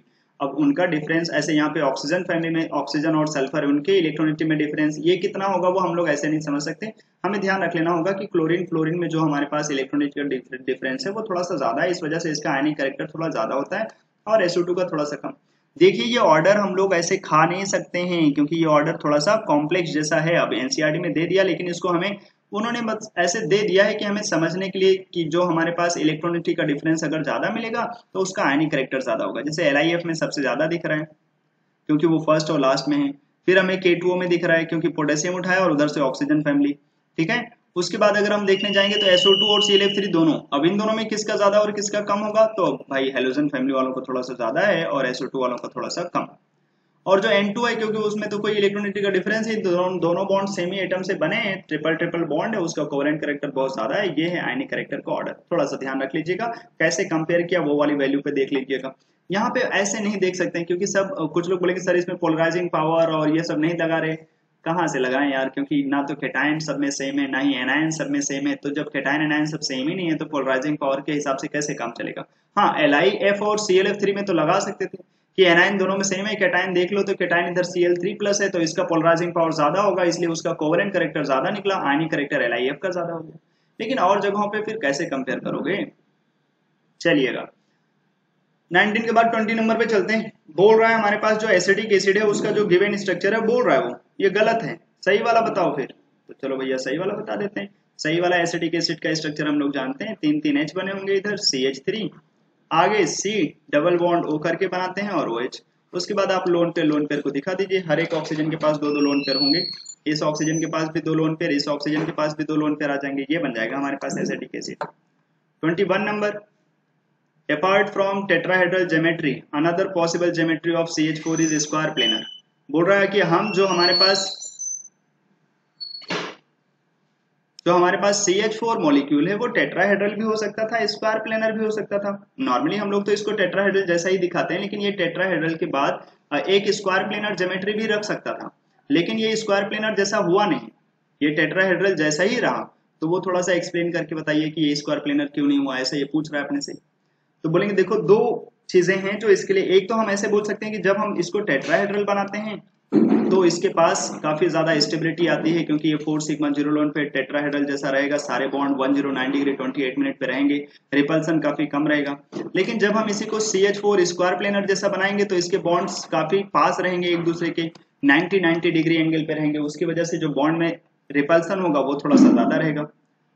तो एक तो ये बॉन्ड के एंगल का रिपल्सन हो गया कि यहाँ पे जो बॉन्ड पेयर हैं उनमें रिपल्सन ज्यादा रहेगा, बॉन्ड पेयर रिपल्सन ज्यादा रहेगा, जबकि यहाँ पे जो बॉन्ड पेयर रिपल्सन जो टेट्राहेड्रल है वहां पे कम रहेंगे, और बॉन्ड पेयर रिपल्सन जो स्क्वायर प्लेनर जैसा अगर हम बनाएंगे तो ज्यादा, मतलब अनस्टेबल ज्योमेट्री जैसा रहेगा CH4 के लिए। और दूसरा होता है कि स्क्वायर प्लेनर बनने के लिए भैया हाइब्रिडाइजेशन, कार्बन का हाइब्रिडाइजेशन यहाँ पे क्या है, अगर हम लोग यहाँ पे कार्बन का हाइब्रिडाइजेशन देखें वो तो sp3 है ना, जबकि दूसरे वाले में हमारे पास जो कार्बन का हाइब्रिडाइजेशन होगा, अगर हमें स्क्वायर प्लेनर बनाना होगा तो sp3 से स्क्वायर प्लेनर नहीं बनता, क्योंकि sp3 एक नेट में हमारे पास जो मॉलिक्यूल हैं वो 3D में जैसे एग्जिस्ट करेंगे, px py pz तीनों को अगर हम ओवरलैपिंग कराएंगे तो वो कभी भी प्लेनर नहीं मिलेंगे। और प्लेनर बनाना है तो फिर जो हमारे पास हाइब्रिडाइजेशन होता है वो dsp2 जैसा लेकर जाओ तो प्लेनर हो सकता है, लेकिन d ऑर्बिटल तो कार्बन के पास अवेलेबल ही नहीं है। या फिर हम लोग जानते हैं कि स्क्वायर प्लेनर बनाने के लिए sp3d2 जैसा होता तब भी बन सकता था, तो वो 4 सिग्मा 2 लोन पेयर जैसा होता। तो बोलेंगे क्योंकि ना तो इसके पास d ऑर्बिटल अवेलेबल है तो ना वो d हाइब्रिडाइजेशन में ले जा सकता है, और sp3 हाइब्रिडाइजेशन है वो नॉन प्लेनर जैसा रहेगा, तो टेट्राहेड्रल ही रहना पड़ेगा, स्क्वायर प्लेनर में नहीं रहना पड़ेगा। एक तो बॉन्ड पेयर का रिपल्सन कम है टेट्राहेड्रल में, और दूसरा इसके पास d ऑर्बिटल नहीं है, तो ये स्क्वायर प्लेनर हो ही नहीं सकता, क्योंकि स्क्वायर प्लेनर होने के लिए d ऑर्बिटल की जरूरत है। 21 नंबर हो गया। 22 number, explain why BH2 molecule has a zero dipole moment. तो बोलते हैं भाई देखो BH बॉन्ड पोलर तो है, लेकिन ये मॉलिक्यूल लीनियर है, तो दोनों वेक्टर जो हमारे पास है वो कैंसिल आउट हो जाएंगे, इसकी वजह से जो BH2 होगा वो नेट में कैसा रहेगा, नॉन पोलर। बॉन्ड तो पोलर है लेकिन ओवरऑल जो नेट में हमें रिजल्टेंट मिलेगा वो तो मिलेगा नहीं, इस वजह से ये मॉलिक्यूल जीरो डाइपोल मोमेंट रखेगा। नेक्स्ट बोल रहा है 23 number, which out of ammonia and NF3 has higher dipole moment, और ऐसा क्यों। तो फिर से इसका एक्सप्लेनेशन हम लोगों ने क्लास में भी देखा है और ये काफी इंपॉर्टेंट भी है, देख लीजिए। बोल रहा है in both the molecules ammonia and NF3 the central atom N has one lone pair, दोनों ही पिरामिडल जैसे स्ट्रक्चर में एग्जिस्ट करते हैं। हेंस बोथ मॉलिक्यूल्स है पिरामिडल शेप, जी हाँ। और हमसे बोल रहा है since fluorine is more electronegative than hydrogen, तो ऐसा लगता है कि NF3 का बॉन्ड जो डाइपोल मोमेंट होगा वो ज्यादा होगा एज कम्पेयर टू अमोनिया, लेकिन जो नेट में अमोनिया का डाइपोल मोमेंट है वो ज्यादा मिलता है एज कम्पेयर टू NF3। और this can be explain by the use of their geometries, जो वहां पे हमारे पास ज्योमेट्री है दोनों में पिरामिडल, बॉन्ड के जो वेक्टर्स हैं उनको दिखाना पड़ेगा और फिर पता चलेगा। तो अगर हम लोग ये वाली लैंग्वेज देख रहे हैं ना, वो बता रहा है कि हमें लगता है NF3 का ज्यादा होगा, लेकिन ज्यादा किसका है, अमोनिया का। अमोनिया का डाइपोल मोमेंट ज्यादा मिलता है जबकि NF3 का डाइपोल मोमेंट कम, और वो है हमारे पास इनकी ज्योमेट्रीज के हिसाब से। अगर हम लोग अमोनिया का डाइपोल मोमेंट के लिए देखेंगे तो सारे के सारे वेक्टर एक ही डायरेक्शन में जाकर के ऐड हो जाते हैं, जबकि जब हम NF3 वाले केस में देखते हैं तो सारे के सारे वेक्टर एक डायरेक्शन में नहीं है, फ्लोरीन वाले वेक्टर्स नीचे की तरफ जा रहे हैं और ये ऊपर की तरफ लोन पेयर के क्लाउड। तो नेट में जो यहाँ पे रिजल्टेंट मिलता है वो नीचे की तरफ, लेकिन कैंसिल आउट होकर के नीचे की तरफ, इस वजह से इसका डाइपोल मोमेंट कम। लेकिन अमोनिया में सारे वेक्टर एक ही तरफ होते हैं और वो नेट में ऐड हो जाते हैं, इस वजह से उनका डाइपोल मोमेंट ज्यादा रहता है। What is mean by hybridization of atomic orbitals. Hybridization मतलब मिक्सिंग ऑफ ऑर्बिटल्स, क्योंकि उनकी एनर्जी अलग अलग थी तो उनको इक्वल एनर्जी के ऑर्बिटल्स में कन्वर्ट करना। जैसे sp, इसका मतलब क्या है, 1s और 1p आपस में मिक्स हो गए होंगे। 1s 1p का मतलब एक s ऑर्बिटल एक p ऑर्बिटल आपस में मिक्स हो गए होंगे, और मिक्स होकर के क्या बनाएंगे, एक हाइब्रिड ऑर्बिटल sp। और ऐसे कितने हाइब्रिड ऑर्बिटल बनेंगे, बोलेंगे जितने मिक्स होते हैं उतने बनेंगे। सेम तरीके से sp2 में एक s और 2p मिक्स हुए होंगे, sp3 में भी ऐसे ही एक s और 3p मिक्स हुए होंगे और बना होगा sp3 हाइब्रिड ऑर्बिटल। 25 नंबर बोल रहा है इसमें जो एल्यूमिनियम का हाइब्रिडाइजेशन का चेंज बता दो अगर कुछ है तो बोलेंगे हाँ एल्यूमिनियम में यहाँ पे 3 सिग्मा 0 लोन पेयर sp2, जबकि वो AlCl4 माइनस में चला जाएगा तो उसका हाइब्रिडाइजेशन बन जाएगा sp3, क्योंकि 4 sigma 1 lone pair sorry 4 sigma 0 lone pair जैसा हो जाएगा एल्यूमिनियम। एल्यूमिनियम क्लास में 3 इलेक्ट्रॉन होते हैं, 3 ही बॉन्ड बनाया उसने तो sp2 जैसा रहेगा, 4 बॉन्ड बना लेंगे तो sp3 जैसा हो जाएगा। 26 number, is there any change in the hybridization of boron and nitrogen atom as a resultant of the following reaction, तो बोलेंगे हाँ अगर BF3 में देखेंगे तो बोरॉन का हाइब्रिडाइजेशन sp2 जैसा होगा, अमोनिया में देखेंगे तो sp3 जैसा क्योंकि एक लोन पेयर है उसके पास। लेकिन अगर हम BF3 देखेंगे और ये BF3 और अमोनिया का ये कॉम्प्लेक्स देखेंगे तो वहां पर तो हमें पता है कि अमोनिया एक लोन पेयर कोऑर्डिनेट करके रखता है, और कोऑर्डिनेशन की वजह से ना तो उसके पास लोन पेयर रह जाएगा और ना ही बोरॉन के पास वेकेंट ऑर्बिटल। इसका भी हाइब्रिडाइजेशन sp3 हो जाएगा क्योंकि इसने वेकेंट ऑर्बिटल को भी बॉन्डिंग में इन्वॉल्व कर लिया, और इसके पास भी 4 सिग्मा जैसे हो जाएंगे, लोन पेयर कुछ बचेंगे नहीं तो ये भी sp3। तो पहले बोरॉन का हाइब्रिडाइजेशन sp2 था, बाद में sp3 हो जाएगा। अमोनिया का पहले भी sp3 है, बाद में भी sp3। अमोनिया के केस में क्या चेंज हो रहा है, उसकी ज्योमेट्री, और बोरॉन के केस में क्या चेंज हो रहा है, ज्योमेट्री और हाइब्रिडाइजेशन दोनों। पहले वो ट्रायंगुलर प्लेनर था, बाद में वो टेट्राहेड्रल बन जाएगा क्योंकि 4 सिग्मा करके हो गए। पहले वो पिरामिडल जैसा था, बाद में वो टेट्राहेड्रल जैसा हो जाएगा। 27 number, draw diagrams showing the formation of a double bond and a triple bond between carbon atoms in C2H4 and C2H2 molecule। तो ये स्ट्रक्चर हम लोगों ने अपने नोट्स में देख रखे हैं कैसे ये बनते हैं, अभी मैं ये स्ट्रक्चर बना देता हूँ। कैसे बने होंगे ये, कार्बन के पास sp2 हाइब्रिड ऑर्बिटल, वो 3 sp2 हाइब्रिड ऑर्बिटल, दूसरे कार्बन के पास भी ऐसे ही 3 sp2 हाइब्रिड ऑर्बिटल्स आएंगे और वो H के साथ ओवरलैपिंग कर जाएंगे और बना देंगे हमारे पास C2H4। जो पाई बॉन्ड बनते हैं वो हमें पता है p ऑर्बिटल की ओवरलैपिंग से बने होंगे, p ऑर्बिटल जो कि इस प्लेन के ऊपर और नीचे रहा होगा। ऐसे C2H2 एलिन मॉलिक्यूल ये बन जाते हैं। इसके पास तो ट्रिपल बॉन्ड है, तो कार्बन का हाइब्रिडाइजेशन sp जैसा है, तो एक ये sp हाइब्रिड ऑर्बिटल जैसा हो गया हमारे पास, दूसरे कार्बन के पास भी ऐसे sp हाइब्रिड ऑर्बिटल, और हर एक कार्बन के पास 2 sp बनेंगे, तो ये sp की ओवरलैपिंग से बन जाएगा हमारे पास सिग्मा बॉन्ड, और जो यहाँ पे कार्बन है वो आपस में ओवरलैपिंग कर लेंगे इस H के साथ और बना देंगे कैसा, सिग्मा बॉन्ड। मतलब ये तो पूरा का पूरा लीनियर जैसा हो जाएगा। 28 number, what is the total number of sigma and pi bonds present in C2H2। तो C2H2 में देख लीजिए कितने सिग्मा हो जाएंगे हमारे पास, टोटल सिग्मा रहेंगे 3 और पाई देखने जाएंगे तो 2। C2H4 में देखेंगे तो हमारे पास ये रहा स्ट्रक्चर, तो टोटल सिग्मा बॉन्ड कितने दिखेंगे हमारे पास, 1 2 3 4 5 हो जाएंगे हमारे पास सिग्मा बॉन्ड, और पाई अगर हम देखने जाएंगे तो केवल 1 पाई, मतलब जहाँ पे डबल बॉन्ड है तो 1 पाई बॉन्ड आ जाता है। 29 number, considering x axis as the internuclear axis, x को बोल रहा है इंटरन्यूक्लियर एक्सिस बना दो, तो पूछ रहा है हमसे बताओ कौन कौन है जो सिग्मा बॉन्ड नहीं बनाएंगे, और सिग्मा बॉन्ड नहीं बनाएंगे तो क्यों, तो बोलेंगे 1s की ओवरलैपिंग कराओगे तो बड़े आराम से सिग्मा बॉन्ड बना देंगे। 1s और 2px की ओवरलैपिंग करा दोगे क्योंकि इंटरन्यूक्लियर एक्सिस x है, s रखेंगे और px भी रखेंगे तो दोनों आपस में ओवरलैपिंग करके बना देंगे। py रखेंगे और इंटरन्यूक्लियर एक्सिस हमारे पास x होगा तो फिर वो सिग्मा नहीं बना करके पाई बना देंगे क्योंकि साइड वाइज ओवरलैपिंग हो जाएगी। और लास्ट वाले में 1s और 2s की ओवरलैपिंग है। अब ऐसे तो ये दोनों ओवरलैपिंग करके सिग्मा बना सकते हैं, लेकिन ध्यान रखिए ओवरलैपिंग उन्हीं ऑर्बिटल्स का कराते हैं जिनकी एनर्जी सेम हो। कैसी हो उनकी एनर्जी, सेम या अप्रोक्सीमेटली सेम। लेकिन इसके लिए n+l देखोगे तो 1 जैसा आएगा, लेकिन n+l की वैल्यू जो ऑर्बिटल के लिए एनर्जी देखते थे तो n की वैल्यू तो 2 और l की वैल्यू जानते हैं हम कैसे देखते थे, sp/df 0 1 2 3 जैसा। तो बोलेंगे इसके लिए जब हम l की वैल्यू देखने जाएंगे s के लिए तो वो तो 0 जैसा आ जाता है, तो वहां पे 2, तो इसकी एनर्जी 1 इसकी एनर्जी 2, एनर्जी में काफी डिफरेंस हो तो वो आपस में मिक्सिंग नहीं करते, मतलब ये आपस में ओवरलैपिंग नहीं करेंगे। तो अगर वो बोलेगा 1s और 2s आपस में ओवरलैपिंग करके सिग्मा बना सकते तो थे, लेकिन बनाते नहीं क्योंकि उनकी एनर्जीज में काफी डिफरेंस है, और अगर एनर्जी में डिफरेंस होंगे तो वो ऑर्बिटल आपस में ओवरलैप नहीं होंगे। जो ऑर्बिटल आपस में ओवरलैप होते हैं उनकी एनर्जीज सेम होनी चाहिए, अप्रोक्सीमेटली तो सेम रहना ही चाहिए। आइए नेक्स्ट 30 नंबर पे, which hybrid orbitals are used by carbon atoms in the following structure। तो देखो CH3 सारे कार्बन सिग्मा बॉन्ड जैसे लगे होंगे यहाँ पे, तो नेट में हाइब्रिडाइजेशन क्या हो जाएगा इसका, sp3 जैसा, यहाँ पे तो सारे कार्बन sp3 जैसे होंगे। यहाँ पर भी सारे सिग्मा बॉन्ड दिख रहे हैं तो कार्बन sp3 जैसा ही रहेगा, लेकिन जो एसिटिक एसिड है हमें पता है वहां पर CH3 ये वाला कार्बन तो sp3, लेकिन सामने वाले कार्बन के पास डबल बॉन्ड आ जाते हैं, और अगर डबल बॉन्ड आ जाते हैं तो कार्बन कैसा हो जाता है, sp2 हाइब्रिडाइज। यहाँ पर ये कार्बन तो sp3, लेकिन ये दोनों कार्बन कैसे हो जाएंगे, sp2, क्योंकि उन्होंने डबल बॉन्ड बनाया। CH3 अब CH3 में तो सारे सिग्मा है, लेकिन CHO में तो एक तरफ पाई जैसा है ना, तो ये कार्बन कैसा हो जाएगा, sp2 हाइब्रिडाइज, जबकि जो ये CH3 वाला कार्बन है वो sp3 हाइब्रिडाइज रहेगा। 31 नंबर की तरफ चलेंगे।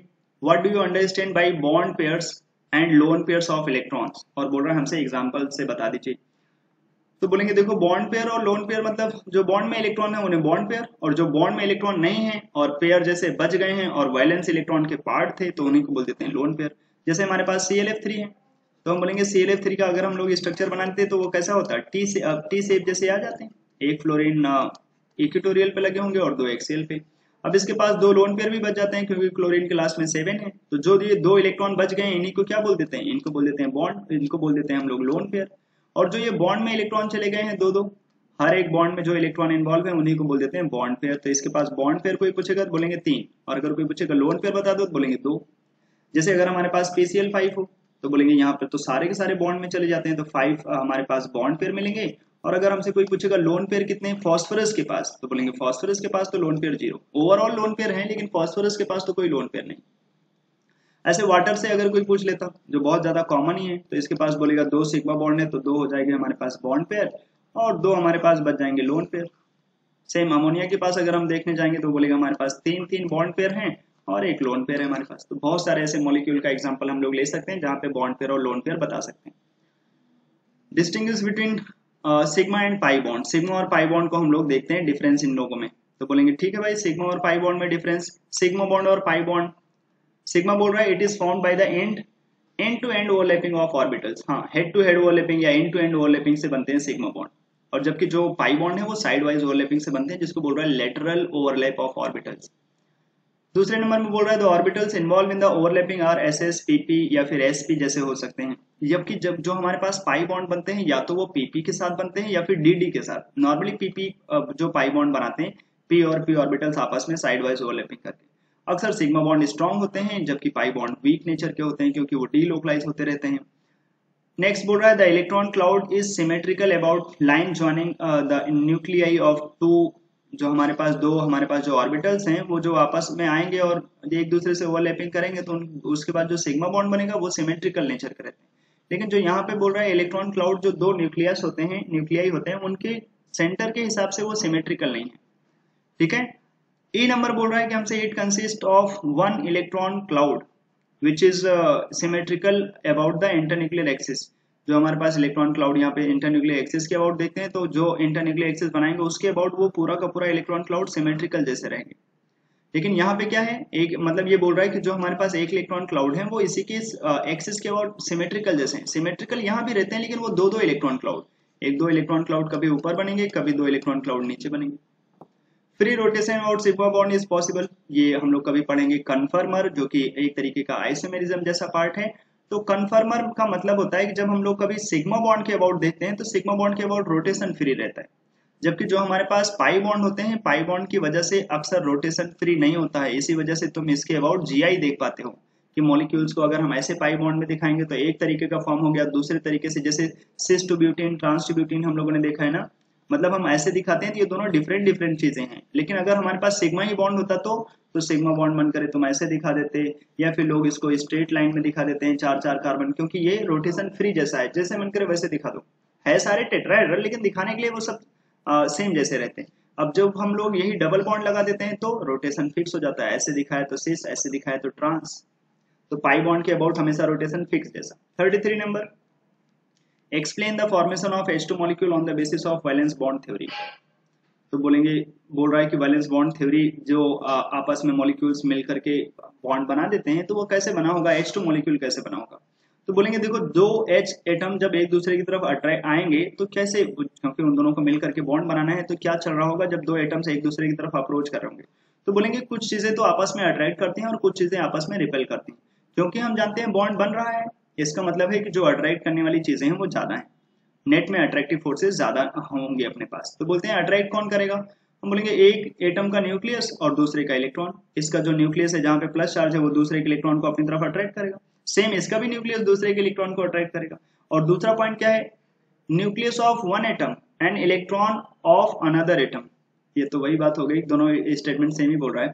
एक तो हमसे ऐसे नहीं, दोनों स्टेटमेंट अलग अलग है। एक बोल रहा है कि हमारे पास अट्रैक्टिव फोर्सेस है वो एक हाइड्रोजन का जो न्यूक्लियस है अपने इलेक्ट्रॉन को अपनी तरफ खींचेगा, लेकिन वही हाइड्रोजन दूसरे हाइड्रोजन के इलेक्ट्रॉन को भी अपनी तरफ खींचेगा। ये हो गए दो अट्रैक्टिव फोर्सेस, मतलब एक न्यूक्लियस अपने इलेक्ट्रॉन को खींचेगा या फिर न्यूक्लियस दूसरे के इलेक्ट्रॉन को अपनी तरफ अट्रैक्ट करे। और रिपल्सिव फोर्सेस क्या चीज है, वही इन दोनों के इलेक्ट्रॉन आपस में रिपेल हो रहे हो या फिर दोनों के जो न्यूक्लियस हैं वो आपस में एक दूसरे को रिपेल कर रहे हो, तो ये दो चीजें हैं जो एक दूसरे के रिपल्सिव फोर्सेस जैसा काम कर रहे हैं। लेकिन क्योंकि हमें पता है कि ये लोग मिल करके बॉन्ड बना देते हैं, इसीलिए हम बोलेंगे the magnitude of the attractive forces is more than that of repulsive forces, hence the two atoms approach each other, और एज ए रिजल्ट जो पोटेंशियल एनर्जी है वो डिक्रीज करेगा क्योंकि मॉलिक्यूल की स्टेबिलिटी आ जाएगी। फाइनली एक ऐसा स्टेट आ जाएगा जहां पे वो दोनों एक दूसरे से बॉन्ड बना लेंगे और मिनिमम एनर्जी एक्वायर कर लेंगे और बन जाएगा हमारे पास di hydrogen molecule. 34 number, write the important conditions required for the linear combination of atomic orbitals to form molecular orbital. हमसे बोल रहा है कि बताएं वो कंडीशंस जिसकी वजह से जो एटॉमिक ऑर्बिटल्स हैं वो आपस में मिल करके क्या बना लेते हैं, मॉलिक्यूलर ऑर्बिटल्स। तो कुछ कंडीशन है वो हम फटाफट इधर ही देख लेते हैं।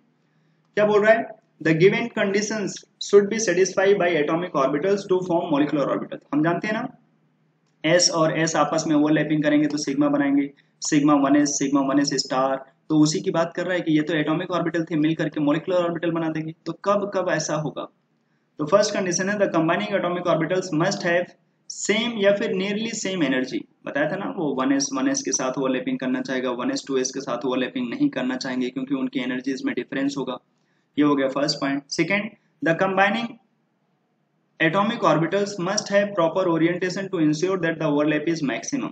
अगर वो एटॉमिक ऑर्बिटल्स आपस में अलग दूसरे तरीके से इंटरन्यूक्लियर एक्सिस में अप्रोच करने चले जाएंगे, जैसे हमें पता है कि पता चला एक ले लिया s और दूसरा ले लिया py और इंटरन्यूक्लियर एक्सिस ले लिया x, तो फिर तो वो आपस में ओवरलैप कर ही नहीं पाएंगे। एक रहा हमारे पास s और दूसरा है py, इनकी ओवरलैपिंग कराएंगे तो कुछ बनेगा ही नहीं, तो प्रॉपर ओरिएंटेशन होना चाहिए। थर्ड जो पॉइंट है the extent of overlapping should be large. वो आपस में अगर ओवरलैपिंग कर रहे हैं तो काफी ज्यादा अमाउंट एक दूसरे के साथ शेयर होना चाहिए।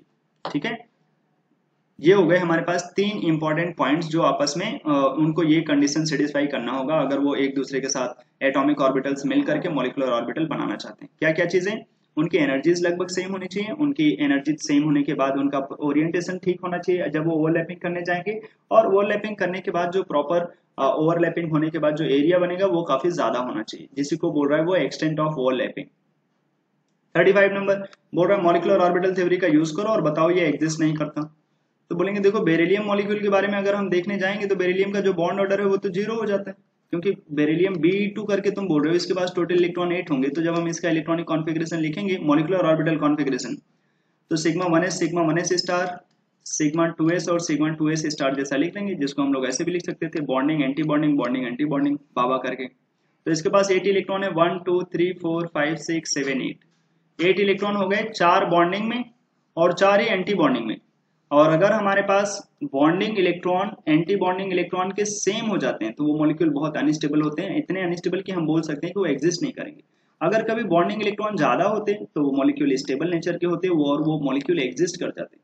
अगर कभी ऐसा हो कि बॉन्डिंग इलेक्ट्रॉन कम हो एंटी बॉन्डिंग इलेक्ट्रॉन से तो फिर वो मॉलिक्यूल अनस्टेबल हो जाएंगे, ऐसा बहुत ही कम केस होगा। लेकिन अगर कभी किसी केस में ऐसा गंदे से तरीके से हमें देखने को मिल गया कि बॉन्डिंग इलेक्ट्रॉन कम है और एंटी बॉन्डिंग इलेक्ट्रॉन ज्यादा, तो वो मॉलिक्यूल कैसे हो जाएंगे, अनस्टेबल। मतलब अनस्टेबल इक्वल टू पे भी हो जाते हैं और अनस्टेबल अगर बॉन्डिंग इलेक्ट्रॉन कम हो जाए तब भी। तो बोलेंगे देखो यहाँ पे बॉन्डिंग और एंटी बॉन्डिंग इलेक्ट्रॉन सेम है, दो बेरिलियम के बीच में कोई बॉन्ड ऑर्डर नहीं आएगा, इस वजह से मॉलिक्यूल एग्जिस्ट नहीं करते हैं और ये बहुत अनस्टेबल है। 36 नंबर बोल रहा है compare the relative stability of the following species. तो हम लोग इसको बॉन्ड ऑर्डर से कंपेयर कर सकते हैं कि बॉन्ड ऑर्डर ऑफ O2 का निकाल लीजिए, 2 O2 प्लस का निकाल लीजिए तो हमारे पास आ जाएगा 2.5, O2 माइनस का बॉन्ड ऑर्डर 1.5 और O2 2 माइनस का बॉन्ड ऑर्डर आ जाएगा 1। कहां से, मॉलिक्यूलर ऑर्बिटल थ्योरी से। अब जिसका बॉन्ड ऑर्डर ज्यादा उसकी स्टेबिलिटी ज्यादा हो जाएगी, तो O2 प्लस की स्टेबिलिटी सबसे ज्यादा, फिर हो जाएगा O2, फिर हो जाएंगे हमारे पास O2 माइनस, फिर हो जाएगा O2 2 माइनस। ये हो जाएगी इनकी स्टेबिलिटी का ऑर्डर। और हम लोग एंटी बॉन्डिंग इलेक्ट्रॉन से भी देख सकते हैं, अगर बॉन्ड ऑर्डर सेम जैसा देख जाए तो नॉर्मली अगर बॉन्ड ऑर्डर ज्यादा है तो स्टेबिलिटी ज्यादा, जैसे जैसे एंटी बॉन्डिंग इलेक्ट्रॉन आने लगेंगे तो उसकी स्टेबिलिटी थोड़ी सी कम होने लग जाएगी। सबसे ज्यादा एंटी बॉन्डिंग इलेक्ट्रॉन तुम्हें O2 2 माइनस में देखने को मिलेगा, क्योंकि देखो O2 में 16 इलेक्ट्रॉन है, O2 प्लस में 15 इलेक्ट्रॉन, O2 माइनस में 17 और O2 2 माइनस में 18 इलेक्ट्रॉन। जितना ज्यादा इलेक्ट्रॉन उसकी स्टेबिलिटी उतनी कम हो गई, क्योंकि एंटी बॉन्डिंग इलेक्ट्रॉन बढ़ता है ना लास्ट में। अगर हम 14 के बाद इलेक्ट्रॉन ऐड करते हैं तो वो सारे के सारे एंटी बॉन्डिंग मॉलिक्यूलर ऑर्बिटल में आते हैं, इसी वजह से स्टेबिलिटी घट रहा है। जिसके पास 15 इलेक्ट्रॉन था वो सबसे ज्यादा स्टेबल हुआ, फिर 16, फिर 17, फिर 18। 37 number, write the significance of plus and minus sign shown in representing the orbitals. जो हम प्लस माइनस दिखाते हैं वो एक्चुअली में वेव नेचर की वजह से दिखाते हैं कि जिससे कि हमें पता चले कि कहाँ पे इलेक्ट्रॉन क्लाउड किस तरफ ट्रांसफर हो रहे हैं या कैसा है वो। तो बोल रहा है molecular orbitals are represented by wave functions. A plus sign in an atomic orbital या molecular orbital indicates a positive wave function, while a minus sign जो होता है वो हमें बताता है नेगेटिव वेव फंक्शन। वो मतलब सेम फेज में है जो हमारे पास वेव या फिर नहीं, ऐसे करके कि अगर हमने दोनों को सेम तरीके से दिखा दिया तो वो सेम फेज में है, नहीं तो नहीं। प्लस का मतलब दोनों सेम फेज में हो गए, माइनस का मतलब दोनों सेम फेज में हो गए, लेकिन एक प्लस एक माइनस मतलब दोनों अपोजिट फेज में हो गए। 38 number, describe the hybridization in case of PCl5। और इसके एक्सियल और इक्वेटोरियल बॉन्ड सेम क्यों नहीं होते? तो बोलेंगे देखो PCl5 में अगर हम देखने जाएंगे तो 5 बॉन्ड पेयर मिल जाएंगे, 5 सिग्मा और 0 लोन पेयर। तो हाइब्रिडाइजेशन का केस क्या बन जाता है? sp3d। और ऐसे कितने हाइब्रिड ऑर्बिटल बनेंगे? 5। और वो नेट में कैसे लगते हैं? इस तरीके से। अब जो ये वाले हमारे पास बॉन्ड दिखते हैं, ये इन्हीं बॉन्ड्स को क्या बोल देते हैं? Axial bond. और जो ये हमारे पास प्लेन में ये दिख रहे हैं हमारे पास बॉन्ड, ये 3 PCl बॉन्ड, इनको क्या बोल देते हैं? इक्वेटोरियल।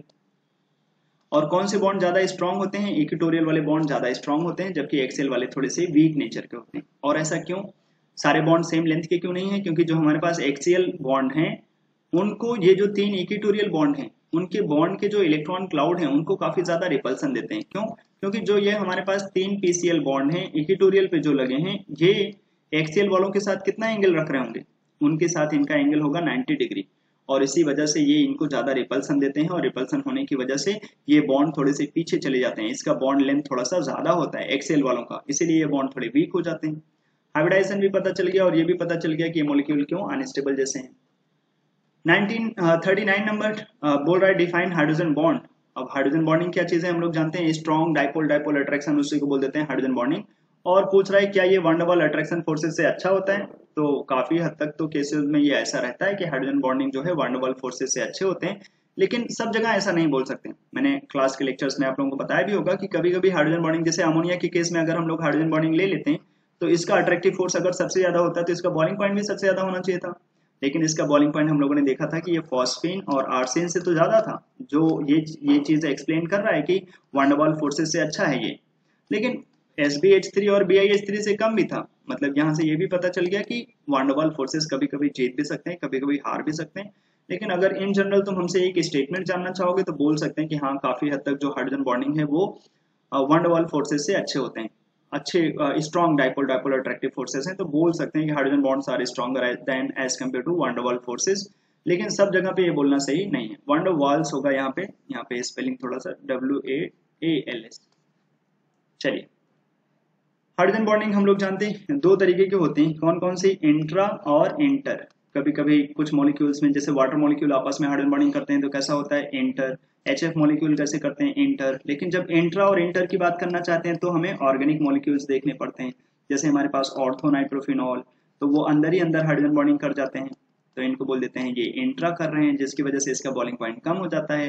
लेकिन अगर हम इंटर मॉलिक्यूल की बात करें तो इंटर का मतलब है वो मॉलिक्यूल अंदर अंदर हाइड्रोजन बॉन्डिंग नहीं कर पा रहे। जैसे अगर हम पैरा नाइट्रोफिनॉल बनाते तो इसके अंदर अंदर ये जो O का माइनस है H+ को अपनी तरफ अट्रैक्ट नहीं करता, या करता भी तो इतना स्ट्रांगली नहीं जिसको हम लोग हाइड्रोजन बॉन्डिंग बोल सकें। तो ये लोग जो हाइड्रोजन बॉन्डिंग करते हैं उसको बोलते हैं इंटर, क्योंकि उसके लिए इसको दोबारा एक मॉलिक्यूल बनाना पड़ेगा तुम्हें, और वहां पे जो डबल बॉन्ड O करके आएगा वो O- इसके साथ हाइड्रोजन बॉन्डिंग कर जाएगा, और जो इसके पास OH जा रहा होगा वो किसी और के साथ। तो अगर वो डिफरेंट डिफरेंट मॉलिक्यूल्स आपस में अट्रैक्ट कर रहे हैं तो उसको बोल देते हैं इंटर मॉलिक्यूलर हाइड्रोजन बॉन्डिंग, या फिर सेम ही मॉलिक्यूल के अंदर हो जाएगा तो उसको बोल देते हैं इंट्रा। इंट्रा और इंटर ये हम लोग जानते हैं, क्लास में काफी डिस्कशन हुआ है इसके बारे में। 40 नंबर हमसे बोल रहा है बॉन्ड ऑर्डर बता दो इन लोगों का। तो इन सबका इलेक्ट्रॉनिक कॉन्फ़िगरेशन लिखेंगे और मॉलिक्यूलर ऑर्बिटल कॉन्फ़िगरेशन लिखेंगे और बता देंगे। N2 के लिए लिखना चाहेंगे तो 14 इलेक्ट्रॉन है, सिग्मा 1 है, सिग्मा 1s स्टार, सिग्मा 2 सब में इलेक्ट्रॉन रखेंगे और बॉन्ड ऑर्डर निकाल देंगे जा करके। 14 इलेक्ट्रॉन है तो इसके पास जो हमारे पास बॉन्ड ऑर्डर आ जाता है वो ऐसे लिख देते 10 - 4/2 करके, बॉन्ड ऑर्डर आ जाता 3। अब ये तो शॉर्टकट हो गया, ऐसे तो हमें मॉलिक्यूलर ऑर्बिटल कॉन्फ़िगरेशन लिखना पड़ेगा इसके लिए, तब आएगा। ऐसे O2 के लिए अगर हम लोग निकालना चाहते हैं तो निकाल तो देते हैं ऐसे 10 - 6/2, लेकिन निकालने के लिए फिर से वही कॉन्फ़िगरेशन लिखना पड़ेगा। O2 प्लस के लिए लिखेंगे तो फिर से 15 इलेक्ट्रॉन आ जाता है, और बॉन्ड ऑर्डर लिखने जाएंगे तो हमारे पास 10 - 5/2 मॉलिक्यूलर ऑर्बिटल कॉन्फ़िगरेशन लिख करके। ऐसे O2 माइनस के लिए निकालते हैं तो बॉन्ड ऑर्डर कितना 17 है, तो 10 - 7/2 बॉन्ड ऑर्डर आ जाता है 1.5। लिखना पड़ेगा मॉलिक्यूलर ऑर्बिटल कॉन्फ़िगरेशन। N2 वाले केस में कैसे लिखते हैं? N2 वाले केस में bonding anti bonding, bonding anti bonding, मतलब सिग्मा 1 है, सिग्मा 1s स्टार, सिग्मा 2 है, सिग्मा 2s स्टार, उसके बाद पाई पाई सिग्मा करके लिखना होगा। और बाद में भी पाई पाई सिग्मा, बाद में लिखना पड़ता है एंटी बॉन्डिंग और पहले लिखना पड़ता है बॉन्डिंग। जबकि और सब वाले केस में कैसे लिखेंगे, सब में ऐसे लिखेंगे bonding anti bonding bonding anti bonding, मतलब sigma 1 star, sigma 2 S star, और उसके बाद लिखना पड़ेगा सिग्मा पाई पाई और पाई पाई सिग्मा।